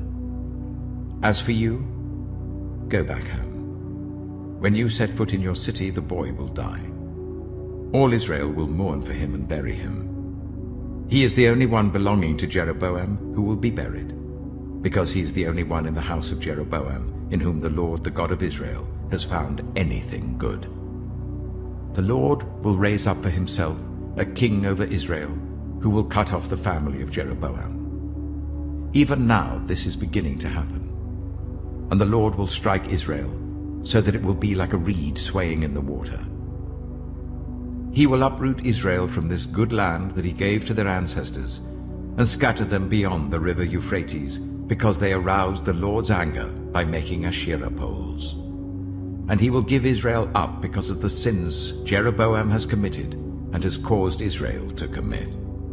Then Jeroboam's wife got up and left and went to Tirzah. As soon as she stepped over the threshold of the house, the boy died. They buried him, and all Israel mourned for him, as the Lord had said through his servant the prophet Ahijah. The other events of Jeroboam's reign, his wars and how he ruled, are written in the book of the annals of the kings of Israel. He reigned for 22 years, and then rested with his ancestors. And Nadab, his son, succeeded him as king. Rehoboam, son of Solomon, was king in Judah. He was 41 years old when he became king, and he reigned for 17 years in Jerusalem, the city the Lord had chosen out of all the tribes of Israel in which to put his name. His mother's name was Naamah. She was an Ammonite. Judah did evil in the eyes of the Lord. By the sins they committed, they stirred up his jealous anger more than those who were before them had done. They also set up for themselves high places, sacred stones and Asherah poles on every high hill and under every spreading tree. There were even male shrine prostitutes in the land. The people engaged in all the detestable practices of the nations the Lord had driven out before the Israelites. In the 5th year of King Rehoboam, Shishak, king of Egypt, attacked Jerusalem. He carried off the treasures of the temple of the Lord and the treasures of the royal palace. He took everything, including all the gold shields Solomon had made. So King Rehoboam made bronze shields to replace them, and assigned these to the commanders of the guard on duty at the entrance to the royal palace. Whenever the king went to the Lord's temple, the guards bore the shields, and afterwards they returned them to the guard room. As for the other events of Rehoboam's reign, and all he did, are they not written in the book of the annals of the kings of Judah? There was continual warfare between Rehoboam and Jeroboam, and Rehoboam rested with his ancestors and was buried with them in the city of David. His mother's name was Naamah. She was an Ammonite, and Abijah his son succeeded him as king. 1 Kings chapter 15. In the 18th reign of the year of Jeroboam son of Nebat, Abijah became king of Judah, and he reigned in Jerusalem for 3 years. His mother's name was Maacah, daughter of Abishalom. He committed all the sins his father had done before him. His heart was not fully devoted to the Lord his God, as the heart of David his forefather had been. Nevertheless, for David's sake, the Lord his God gave him a lamp in Jerusalem, by raising up a son to succeed him, and by making Jerusalem strong. For David had done what was right in the eyes of the Lord, and had not failed to keep any of the Lord's commands all the days of his life, except in the case of Uriah the Hittite. There was war between Abijah and Jeroboam throughout Abijah's lifetime. As for the other events of Abijah's reign and all he did, are they not written in the book of the annals of the kings of Judah?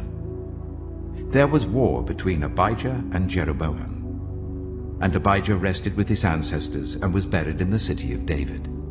And Asa his son succeeded him as king. In the 20th year of Jeroboam king of Israel, Asa became king of Judah, and he reigned in Jerusalem for 41 years. His grandmother's name was Maacah, daughter of Abishalom. Asa did what was right in the eyes of the Lord, as his father David had done. He expelled the male shrine prostitutes from the land, and got rid of all the idols his ancestors had made. He even deposed his grandmother Maacah from her position as queen mother, because she had made a repulsive image for the worship of Asherah. Asa cut it down and burned it in the Kidron Valley. Although he did not remove the high places, Asa's heart was fully committed to the Lord all his life.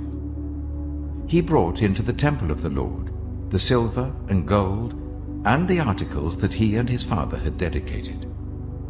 There was war between Asa and Baasha, king of Israel, throughout their reigns. Baasha, king of Israel, went up against Judah and fortified Ramah to prevent anyone from leaving or entering the territory of Asa, king of Judah. Asa then took all the silver and gold that was left in the treasuries of the Lord's temple and of his own palace. He entrusted it to his officials and sent them to Ben-Hadad, son of Tabrimon, the son of Hezion, the king of Aram, who was ruling in Damascus. "Let there be a treaty between me and you," he said, "as there was between my father and your father. See, I'm sending you a gift of silver and gold. Now break your treaty with Baasha, king of Israel, so that he will withdraw from me." Ben-Hadad agreed with King Asa and sent the commander of his forces against the towns of Israel. He conquered Ijon, Dan, Abel, Beth-Maacah, and all Kinnereth, in addition to Naphtali. When Baasha heard this, he stopped building Ramah and withdrew to Tirzah. Then King Asa issued an order to all Judah. No one was exempt. And they carried away from Ramah the stones and timber Baasha had been using there. With them, King Asa built up Geba in Benjamin, and also Mizpah.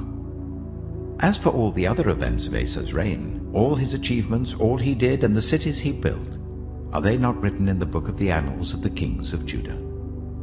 In his old age, however, his feet became diseased. Then Asa rested with his ancestors, and was buried with them in the city of his father David.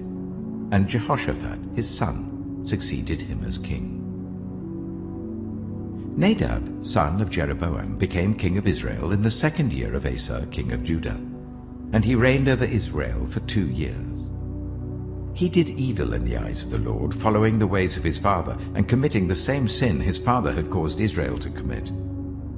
Baasha, son of Ahijah, from the tribe of Issachar, plotted against him, and he struck him down at Gibbethon, a Philistine town, while Nadab and all Israel were besieging it.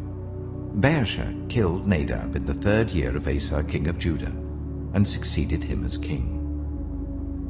As soon as he began to reign, he killed Jeroboam's whole family. He did not leave Jeroboam anyone that breathed, but destroyed them all according to the word of the Lord, given through his servant Ahijah the Shilonite. This happened because of the sins Jeroboam had committed and had caused Israel to commit, and because he aroused the anger of the Lord, the God of Israel. As for the other events of Nadab's reign and all he did, are they not written in the book of the annals of the kings of Israel? There was war between Asa and Baasha, king of Israel, throughout their reigns. In the 3rd year of Asa, king of Judah, Baasha, son of Ahijah, became king of all Israel in Tirzah, and he reigned for 24 years. He did evil in the eyes of the Lord, following the ways of Jeroboam, and committing the same sin Jeroboam had caused Israel to commit. 1 Kings chapter 16. Then the word of the Lord came to Jehu, son of Hanani, concerning Baasha. I lifted you up from the dust and appointed you ruler over my people Israel. But you followed the ways of Jeroboam and caused my people Israel to sin and to arouse my anger by their sins. So I am about to wipe out Baasha and his house, and I will make your house like that of Jeroboam son of Nebat. Dogs will eat those belonging to Baasha who die in the city, and birds will feed on those who die in the country. As for the other events of Baasha's reign, what he did and his achievements, are they not written in the book of the annals of the kings of Israel? Baasha rested with his ancestors and was buried in Tirzah, and Elah his son succeeded him as king. Moreover, the word of the Lord came through the prophet Jehu, son of Hanani, to Baasha and his house, because of all the evil he had done in the eyes of the Lord, arousing his anger by the things he did, becoming like the house of Jeroboam, and also because he destroyed it. In the 26th year of Asa king of Judah, Elah son of Baasha became king of Israel, and he reigned in Tirzah for 2 years. Zimri, one of his officials, who had command of half his chariots, plotted against him. Elah was in Tirzah at the time, getting drunk in the home of Arza, the palace administrator at Tirzah. Zimri came in, struck him down, and killed him in the 27th year of Asa king of Judah. Then he succeeded him as king. As soon as he began to reign and was seated on the throne, he killed off Baasha's whole family. He did not spare a single male, whether relative or friend. So Zimri destroyed the whole family of Baasha in accordance with the word of the Lord spoken against Baasha through the prophet Jehu, because of all the sins Baasha and his son Elah had committed and had caused Israel to commit, so that they aroused the anger of the Lord, the God of Israel, by their worthless idols. As for the other events of Elah's reign and all he did, are they not written in the book of the annals of the kings of Israel? In the 27th year of Asa king of Judah, Zimri reigned in Tirzah for 7 days. The army was encamped near Gibbethon, a Philistine town. When the Israelites in the camp heard that Zimri had plotted against the king and murdered him, they proclaimed Omri, the commander of the army, king over Israel, that very day there in the camp. Then Omri and all the Israelites with him withdrew from Gibbethon and laid siege to Tirzah.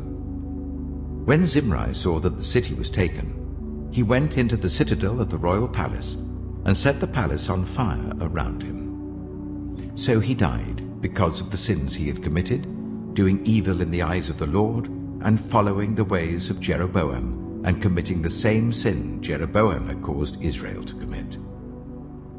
As for the other events of Zimri's reign and the rebellion he carried out, are they not written in the book of the annals of the kings of Israel? Then the people of Israel were split into 2 factions. Half supported Tibni, son of Ginath, for king, and the other half supported Omri. But Omri's followers proved stronger than those of Tibni, son of Ginath. So Tibni died, and Omri became king.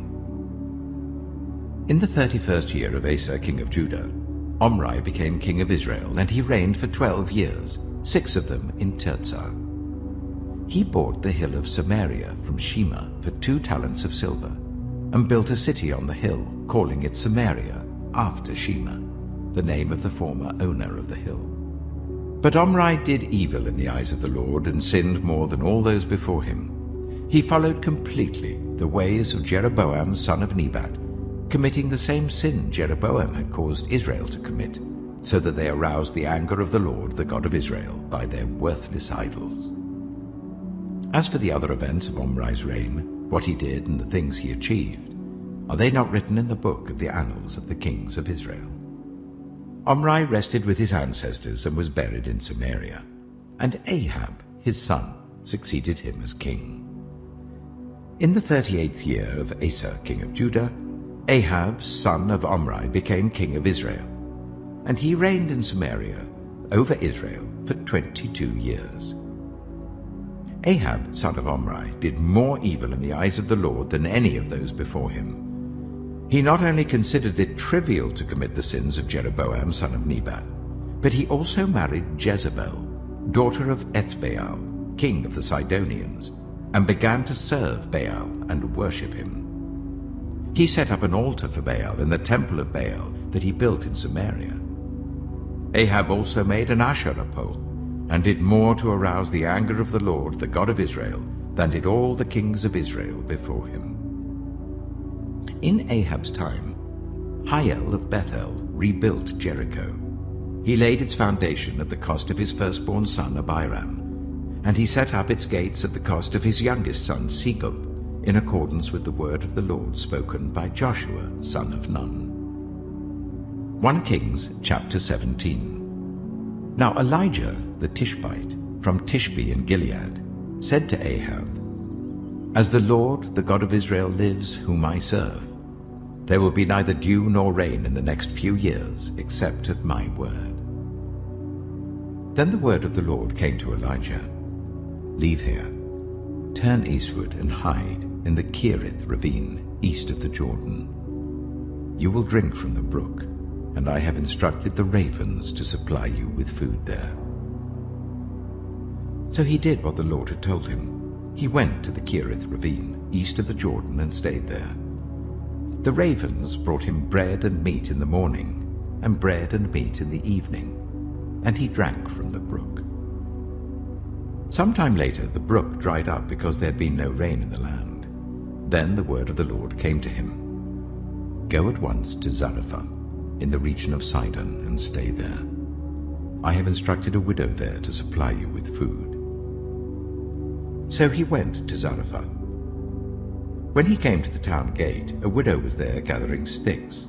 He called to her and asked, Would you bring me a little water in a jar, so I may have a drink?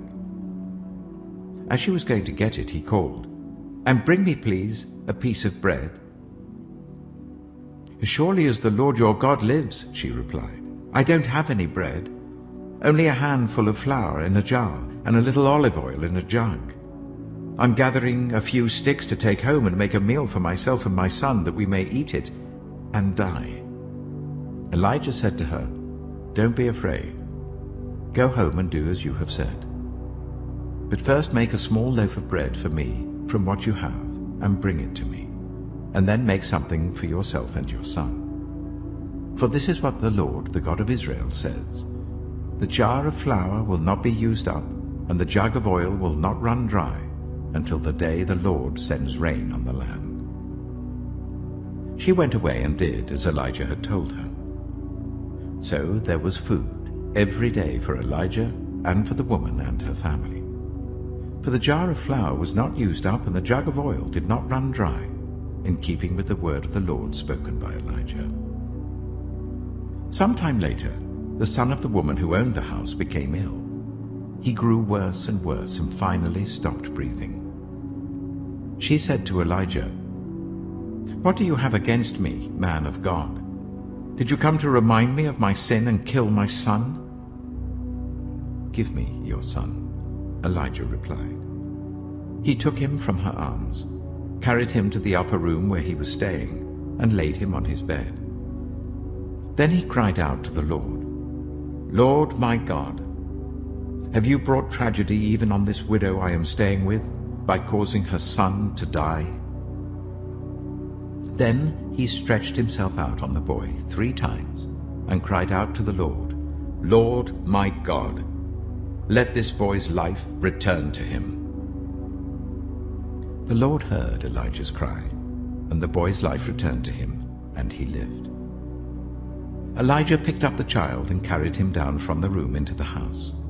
He gave him to his mother and said, Look, your son is alive. Then the woman said to Elijah, Now I know that you are a man of God, and that the word of the Lord from your mouth is the truth. 1 Kings chapter 18. After a long time, in the 3rd year, the word of the Lord came to Elijah. Go and present yourself to Ahab, and I will send rain on the land. So Elijah went to present himself to Ahab. Now the famine was severe in Samaria, and Ahab had summoned Obadiah, his palace administrator. Obadiah was a devout believer in the Lord. While Jezebel was killing off the Lord's prophets, Obadiah had taken 100 prophets and hidden them in 2 caves, 50 in each, and had supplied them with food and water. Ahab said to Obadiah, "Go through the land to all the springs and valleys. Maybe we can find some grass to keep the horses and mules alive, so we'll not have to kill any of our animals." So they divided the land they were to cover, Ahab going in one direction and Obadiah in another. As Obadiah was walking along, Elijah met him. Obadiah recognized him, bowed to the ground, and said, "Is it really you, my lord Elijah?" "Yes," he replied. "Go tell your master, Elijah is here." "What have I done wrong," asked Obadiah, "that you are handing your servant over to Ahab to be put to death? As surely as the Lord your God lives, there's not a nation or kingdom where my master has not sent someone to look for you. And whenever a nation or kingdom claimed you were not there, he made them swear they could not find you. But now you tell me to go to my master and say, 'Elijah is here.' I don't know where the Spirit of the Lord may carry you when I leave you. If I go and tell Ahab and he doesn't find you, he'll kill me. Yet I, your servant, have worshipped the Lord since my youth. Haven't you heard, my Lord, what I did while Jezebel was killing the prophets of the Lord? I hid 100 of the Lord's prophets in 2 caves, 50 in each, and supplied them with food and water. And now you tell me to go to my master and say, 'Elijah is here.' He will kill me." Elijah said, "As the Lord Almighty lives, whom I serve, I will surely present myself to Ahab today." So Obadiah went to meet Ahab and told him, and Ahab went to meet Elijah. When he saw Elijah, he said to him, "Is that you, you troubler of Israel?" "I've not made trouble for Israel," Elijah replied, "but you and your father's family have. You have abandoned the Lord's commands and have followed the Baals. Now summon the people from all over Israel to meet me on Mount Carmel, and bring the 450 prophets of Baal and the 400 prophets of Asherah who eat at Jezebel's table." So Ahab sent word throughout all Israel and assembled the prophets on Mount Carmel. Elijah went before the people and said, "How long will you waver between 2 opinions? If the Lord is God, follow him. But if Baal is God, follow him." But the people said nothing. Then Elijah said to them, "I am the only one of the Lord's prophets left, but Baal has 450 prophets. Get 2 bulls for us. Let Baal's prophets choose one for themselves, and let them cut it into pieces and put it on the wood, but not set fire to it. I will prepare the other bull, and put it on the wood, but not set fire to it. Then you call on the name of your God, and I will call on the name of the Lord. The God who answers by fire, he is God." Then all the people said, "What you say is good." Elijah said to the prophets of Baal, "Choose one of the bulls and prepare it first, since there are so many of you. Call on the name of your God, but do not light the fire." So they took the bull that was given to them and prepared it. Then they called on the name of Baal from morning till noon. "Baal, answer us," they shouted. But there was no response. No one answered. And they danced around the altar they had made. At noon, Elijah began to taunt them. "Shout louder," he said. "Surely he is a god. Oh, perhaps he's deep in thought or busy or traveling. Maybe he's sleeping and must be awakened." So they shouted louder and slashed themselves with swords and spears, as was their custom, until their blood flowed. Midday passed, and they continued their frantic prophesying until the time for the evening sacrifice. But there was no response. No one answered. No one paid attention. Then Elijah said to all the people, "Come here to me." They came to him, and he repaired the altar of the Lord, which had been torn down. Elijah took 12 stones, one for each of the tribes descended from Jacob, to whom the word of the Lord had come, saying, "Your name shall be Israel." With the stones he built an altar in the name of the Lord, and he dug a trench round it large enough to hold 2 seahs of seed. He arranged the wood, cut the bull into pieces, and laid it on the wood. Then he said to them, "Fill 4 large jars with water, and pour it on the offering and on the wood." "Do it again," he said, and they did it again. "Do it a 3rd time," he ordered, and they did it a 3rd time. The water ran down around the altar and even filled the trench. At the time of sacrifice, the prophet Elijah stepped forward and prayed, "Lord, the God of Abraham, Isaac, and Israel, let it be known today that you are God in Israel, and that I am your servant, and have done all these things at your command. Answer me, Lord, answer me, so these people will know that you, Lord, are God, and that you are turning their hearts back again." Then the fire of the Lord fell and burned up the sacrifice, the wood, the stones, and the soil, and also licked up the water in the trench. When all the people saw this, they fell prostrate and cried, "The Lord, He is God! The Lord, He is God!" Then Elijah commanded them, "Seize the prophets of Baal. Don't let anyone get away." They seized them, and Elijah had them brought down to the Kishon valley and slaughtered there. And Elijah said to Ahab, "Go, eat and drink, for there is the sound of a heavy rain." So Ahab went off to eat and drink, but Elijah climbed to the top of Carmel, bent down to the ground, and put his face between his knees. "Go and look towards the sea," he told his servant. And he went up and looked. "There's nothing there," he said. 7 times Elijah said, "Go back." The 7th time the servant reported, "A cloud as small as a man's hand is rising from the sea." So Elijah said, "Go and tell Ahab, hitch up your chariot and go down before the rain stops you." Meanwhile, the sky grew black with clouds, the wind rose, a heavy rainstorm came on, and Ahab rode off to Jezreel. The power of the Lord came on Elijah, and tucking his cloak into his belt, he ran ahead of Ahab all the way to Jezreel. 1 Kings chapter 19. Now Ahab told Jezebel everything Elijah had done and how he had killed all the prophets with the sword. So Jezebel sent a messenger to Elijah to say, "May the gods deal with me, be it ever so severely, if by this time tomorrow I do not make your life like that of one of them." Elijah was afraid and ran for his life. When he came to Beersheba in Judah, he left his servant there, while he himself went a day's journey into the wilderness. He came to a broom bush, sat down under it, and prayed that he might die. "I've had enough, Lord," he said. "Take my life. I am no better than my ancestors." Then he laid down under the bush and fell asleep. All at once an angel touched him and said, "Get up and eat." He looked around, and there by his head was some bread baked over hot coals, and a jar of water. He ate and drank, and then lay down again.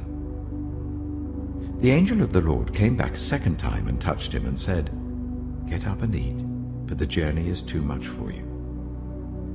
So he got up and ate and drank. Strengthened by that food, he traveled for 40 days and 40 nights until he reached Horeb, the mountain of God. There he went into a cave and spent the night. And the word of the Lord came to him, "What are you doing here, Elijah?" He replied, "I have been very zealous for the Lord God Almighty. The Israelites have rejected your covenant, torn down your altars, and put your prophets to death with the sword. I am the only one left, and now they are trying to kill me too." The Lord said, "Go out, and stand on the mountain in the presence of the Lord, for the Lord is about to pass by." Then a great and powerful wind tore the mountains apart and shattered the rocks before the Lord. But the Lord was not in the wind. After the wind there was an earthquake, but the Lord was not in the earthquake. After the earthquake came a fire, but the Lord was not in the fire. And after the fire came a gentle whisper. When Elijah heard it, he pulled his cloak over his face and went out and stood at the mouth of the cave. Then a voice said to him, "What are you doing here, Elijah?" He replied, "I have been very zealous for the Lord God Almighty. The Israelites have rejected your covenant, torn down your altars, and put your prophets to death with the sword. I am the only one left, and now they are trying to kill me too."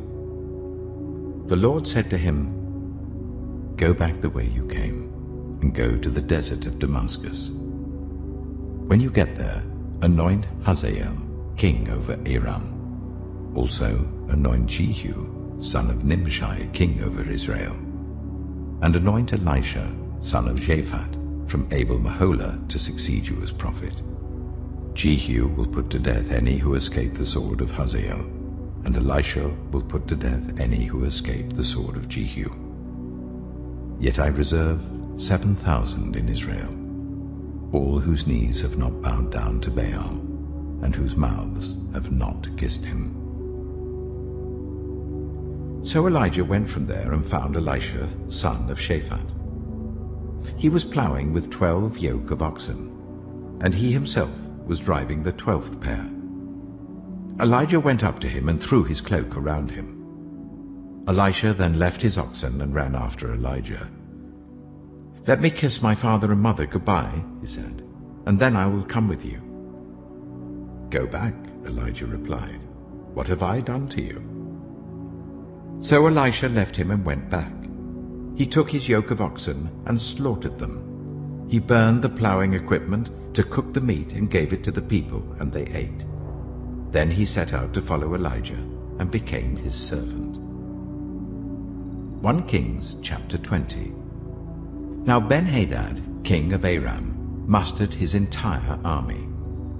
Accompanied by 32 kings with their horses and chariots, he went up and besieged Samaria and attacked it.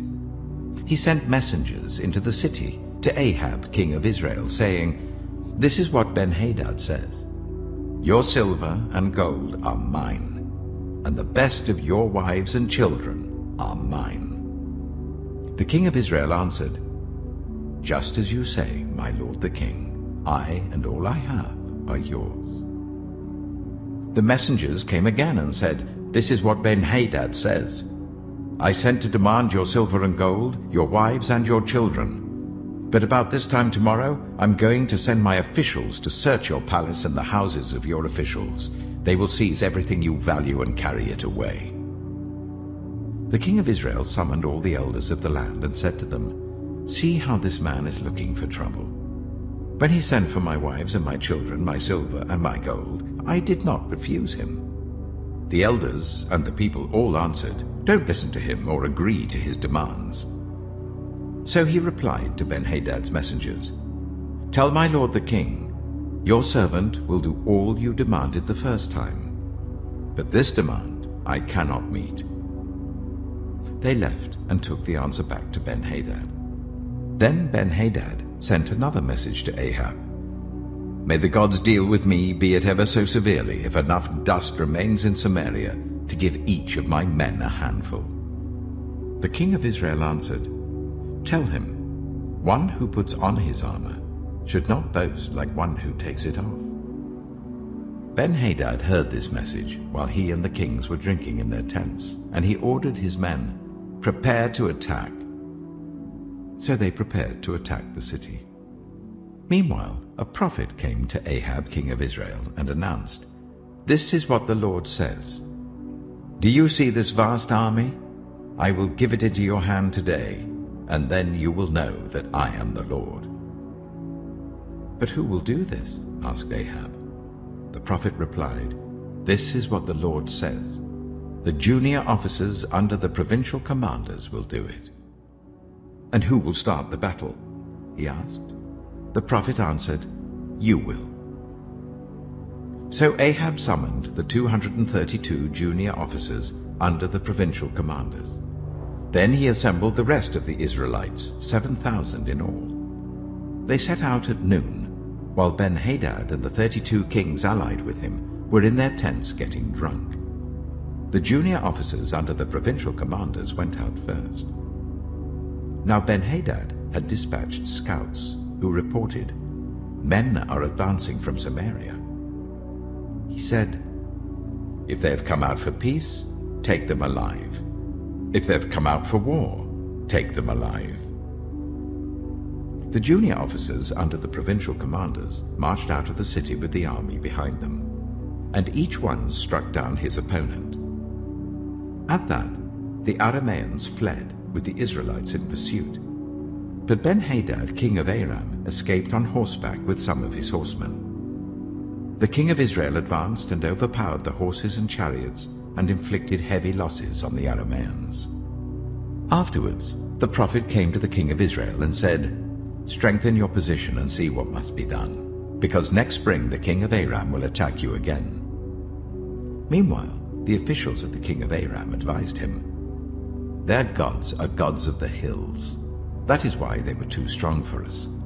But if we fight them on the plains, surely we will be stronger than they. Do this: remove all the kings from their commands and replace them with other officers. You must also raise an army like the one you lost, horse for horse and chariot for chariot, so we can fight Israel on the plains. Then surely we will be stronger than they." He agreed with them and acted accordingly. The next spring, Ben-Hadad mustered the Arameans and went up to Aphek to fight against Israel. When the Israelites were also mustered and given provisions, they marched out to meet them. The Israelites camped opposite them like two small flocks of goats, while the Arameans covered the countryside. The man of God came up and told the king of Israel, "This is what the Lord says. Because the Arameans think the Lord is a God of the hills and not a God of the valleys, I will deliver this vast army into your hands, and you will know that I am the Lord." For 7 days they camped opposite each other, and on the 7th day the battle was joined. The Israelites inflicted 100,000 casualties on the Aramean foot soldiers in 1 day. The rest of them escaped to the city of Aphek, where the wall collapsed on 27,000 of them, and Ben-Hadad fled to the city and hid in an inner room.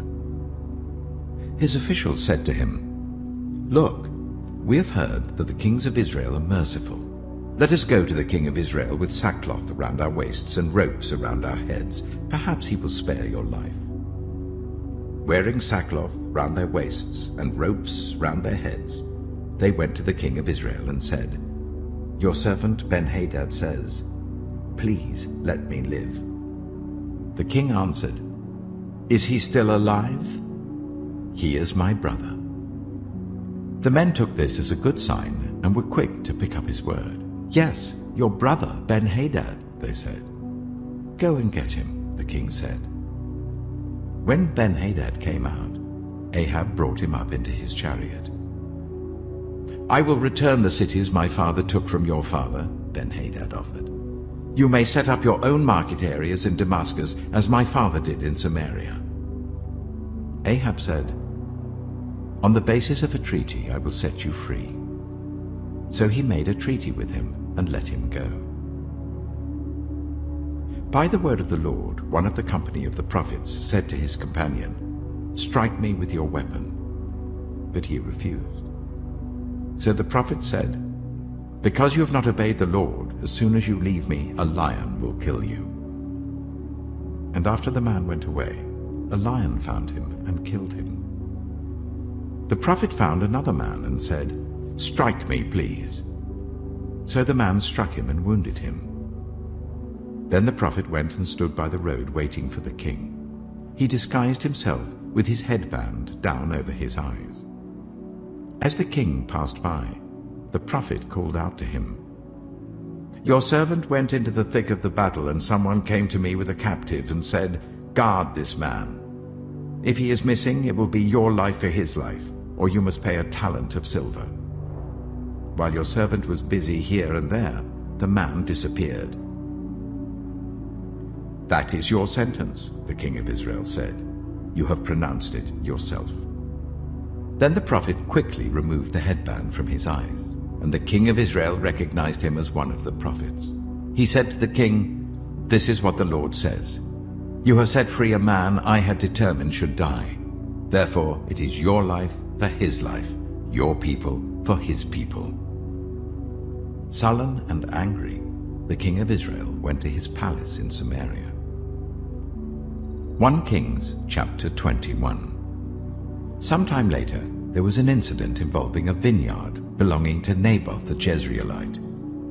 The vineyard was in Jezreel, close to the palace of Ahab, king of Samaria. Ahab said to Naboth, "Let me have your vineyard to use for a vegetable garden, since it is close to my palace. In exchange, I will give you a better vineyard, or if you prefer, I will pay you whatever it is worth." But Naboth replied, "The Lord forbid that I should give you the inheritance of my ancestors." So Ahab went home sullen and angry because Naboth the Jezreelite had said, "I will not give you the inheritance of my ancestors." He lay on his bed sulking and refused to eat. His wife Jezebel came in and asked him, "Why are you so sullen? Why won't you eat?" He answered her, "Because I said to Naboth the Jezreelite, 'Sell me your vineyard, or if you prefer, I will give you another vineyard in its place.' But he said, 'I will not give you my vineyard.' Jezebel, his wife, said, 'Is this how you act as king over Israel? Get up and eat. Cheer up. I'll get you the vineyard of Naboth the Jezreelite.' So she wrote letters in Ahab's name, placed his seal on them, and sent them to the elders and nobles who lived in Naboth's city with him.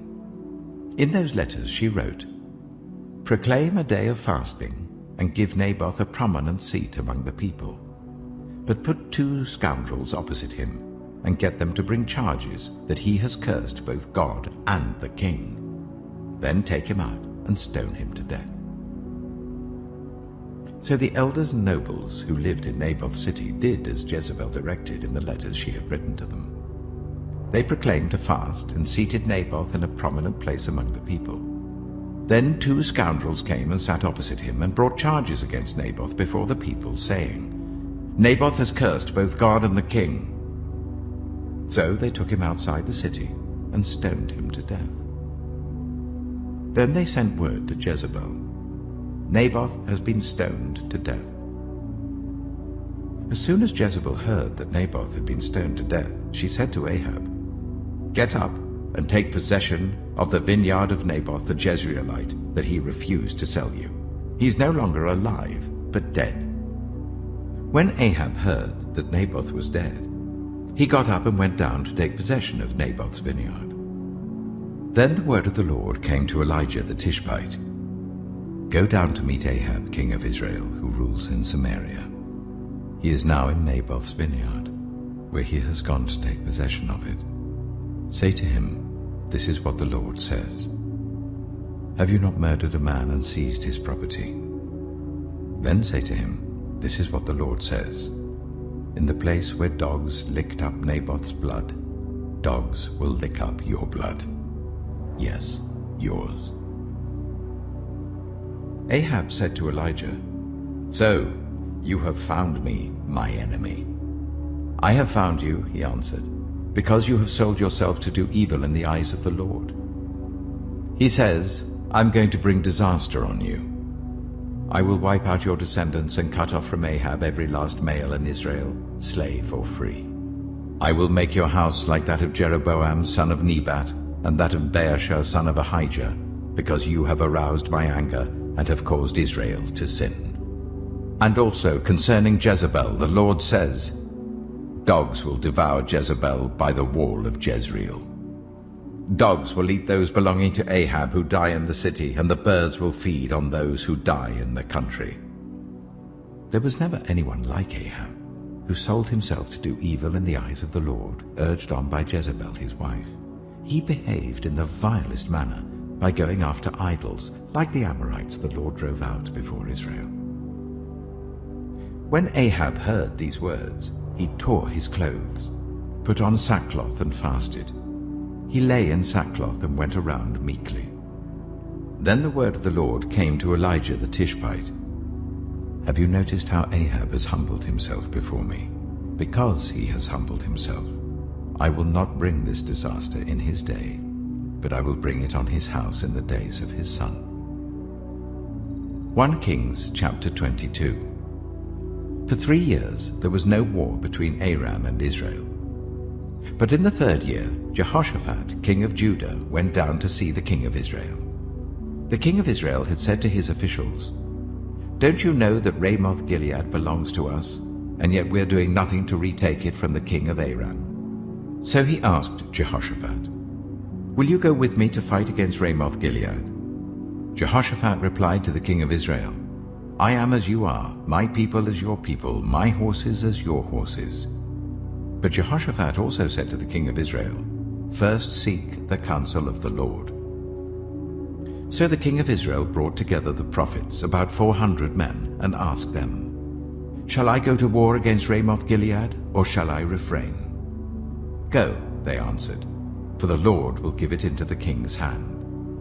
But Jehoshaphat asked, "Is there no longer a prophet of the Lord here, whom we can inquire of?" The king of Israel answered Jehoshaphat, "There is still one prophet through whom we can inquire of the Lord, but I hate him, because he never prophesies anything good about me, but always bad. He is Micaiah, son of Imlah." "The king should not say such a thing," Jehoshaphat replied. So the king of Israel called one of his officials and said, "Bring Micaiah, son of Imlah, at once." Dressed in their royal robes, the king of Israel and Jehoshaphat, king of Judah, were sitting on their thrones at the threshing floor by the entrance of the gate of Samaria, with all the prophets prophesying before them. Now Zedekiah, son of Chenaanah, had made iron horns, and he declared, "This is what the Lord says. With these you will gore the Arameans until they are destroyed." All the other prophets were prophesying the same thing. "Attack Ramoth-Gilead and be victorious," they said, "for the Lord will give it into the king's hand." The messenger who had gone to summon Micaiah said to him, "Look, the other prophets without exception are predicting success for the king. Let your word agree with theirs and speak favorably." But Micaiah said, "As surely as the Lord lives, I can tell him only what the Lord tells me." When he arrived, the king asked him, "Micaiah, shall we go to war against Ramoth-Gilead or not?" "Attack and be victorious," he answered, "for the Lord will give it into the king's hand." The king said to him, "How many times must I make you swear to tell me nothing but the truth in the name of the Lord?" Then Micaiah answered, "I saw all Israel scattered on the hills like sheep without a shepherd, and the Lord said, 'These people have no master. Let each one go home in peace.'" The king of Israel said to Jehoshaphat, "Didn't I tell you that he never prophesies anything good about me, but only bad?" Micaiah continued, "Therefore hear the word of the Lord. I saw the Lord sitting on his throne with all the multitudes of heaven standing round him on his right and on his left. And the Lord said, 'Who will entice Ahab into attacking Ramoth-Gilead and going to his death there?' One suggested this, and another that. Finally a spirit came forward, stood before the Lord, and said, 'I will entice him.' 'By what means?' the Lord asked. 'I will go out and be a deceiving spirit in the mouths of all his prophets,' he said. 'You will succeed in enticing him,' said the Lord. 'Go and do it.' So now the Lord has put a deceiving spirit in the mouths of all these prophets of yours. The Lord has decreed disaster for you." Then Zedekiah, son of Chenaanah, went up and slapped Micaiah in the face. "Which way did the spirit from the Lord go when he went from me to speak to you?" he asked. Micaiah replied, "You will find out on the day you go to hide in an inner room." The king of Israel then ordered, "Take Micaiah and send him back to Amon, the ruler of the city, and to Joash, the king's son, and say, 'This is what the king says. Put this fellow in prison and give him nothing but bread and water until I return safely.'" Micaiah declared, "If you ever return safely, the Lord has not spoken through me." Then he added, "Mark my words, all you people." So the king of Israel and Jehoshaphat king of Judah went up to Ramoth-Gilead. The king of Israel said to Jehoshaphat, "I will enter the battle in disguise, but you wear your royal robes." So the king of Israel disguised himself and went into battle. Now the king of Aram had ordered his 32 chariot commanders, "Do not fight with anyone, small or great, except the king of Israel." When the chariot commanders saw Jehoshaphat, they thought, "Surely this is the king of Israel." So they turned to attack him. But when Jehoshaphat cried out, the chariot commanders saw that he was not the king of Israel and stopped pursuing him. But someone drew his bow at random and hit the king of Israel between the sections of his armor. The king told his chariot driver, "Wheel around and get me out of the fighting. I've been wounded." All day long the battle raged, and the king was propped up in his chariot facing the Arameans. The blood from his wound ran onto the floor of the chariot, and that evening he died. As the sun was setting, a cry spread through the army, "Every man to his town, every man to his land." So the king died and was brought to Samaria, and they buried him there. They washed the chariot at a pool in Samaria, where the prostitutes bathed, and the dogs licked up his blood, as the word of the Lord had declared. As for the other events of Ahab's reign, including all he did, the palace he built and adorned with ivory, and the cities he fortified, are they not written in the book of the annals of the kings of Israel? Ahab rested with his ancestors, and Ahaziah his son succeeded him as king. Jehoshaphat, son of Asa, became king of Judah in the 4th year of Ahab, king of Israel. Jehoshaphat was 35 years old when he became king, and he reigned in Jerusalem for 25 years. His mother's name was Azubah, daughter of Shilhi. In everything he followed the ways of his father Asa, and did not stray from them. He did what was right in the eyes of the Lord.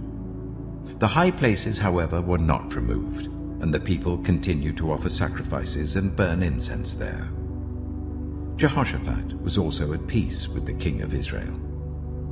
As for the other events of Jehoshaphat's reign, the things he achieved and his military exploits, are they not written in the book of the annals of the kings of Judah? He rid the land of the rest of the male shrine prostitutes who remained there even after the reign of his father Asa. There was then no king in Edom. A provincial governor ruled. Now Jehoshaphat built a fleet of trading ships to go to Ophir for gold, but they never set sail. They were wrecked at Ezion-Geber. At that time Ahaziah, son of Ahab, said to Jehoshaphat, "Let my men sail with yours." But Jehoshaphat refused. Then Jehoshaphat rested with his ancestors, and was buried with them in the city of David his father, and Jehoram his son succeeded him as king. Ahaziah, son of Ahab, became king of Israel in Samaria in the 17th year of Jehoshaphat king of Judah, and he reigned over Israel for 2 years. He did evil in the eyes of the Lord, because he followed the ways of his father and mother, and of Jeroboam son of Nebat, who caused Israel to sin. He served and worshipped Baal, and aroused the anger of the Lord, the God of Israel, just as his father had done.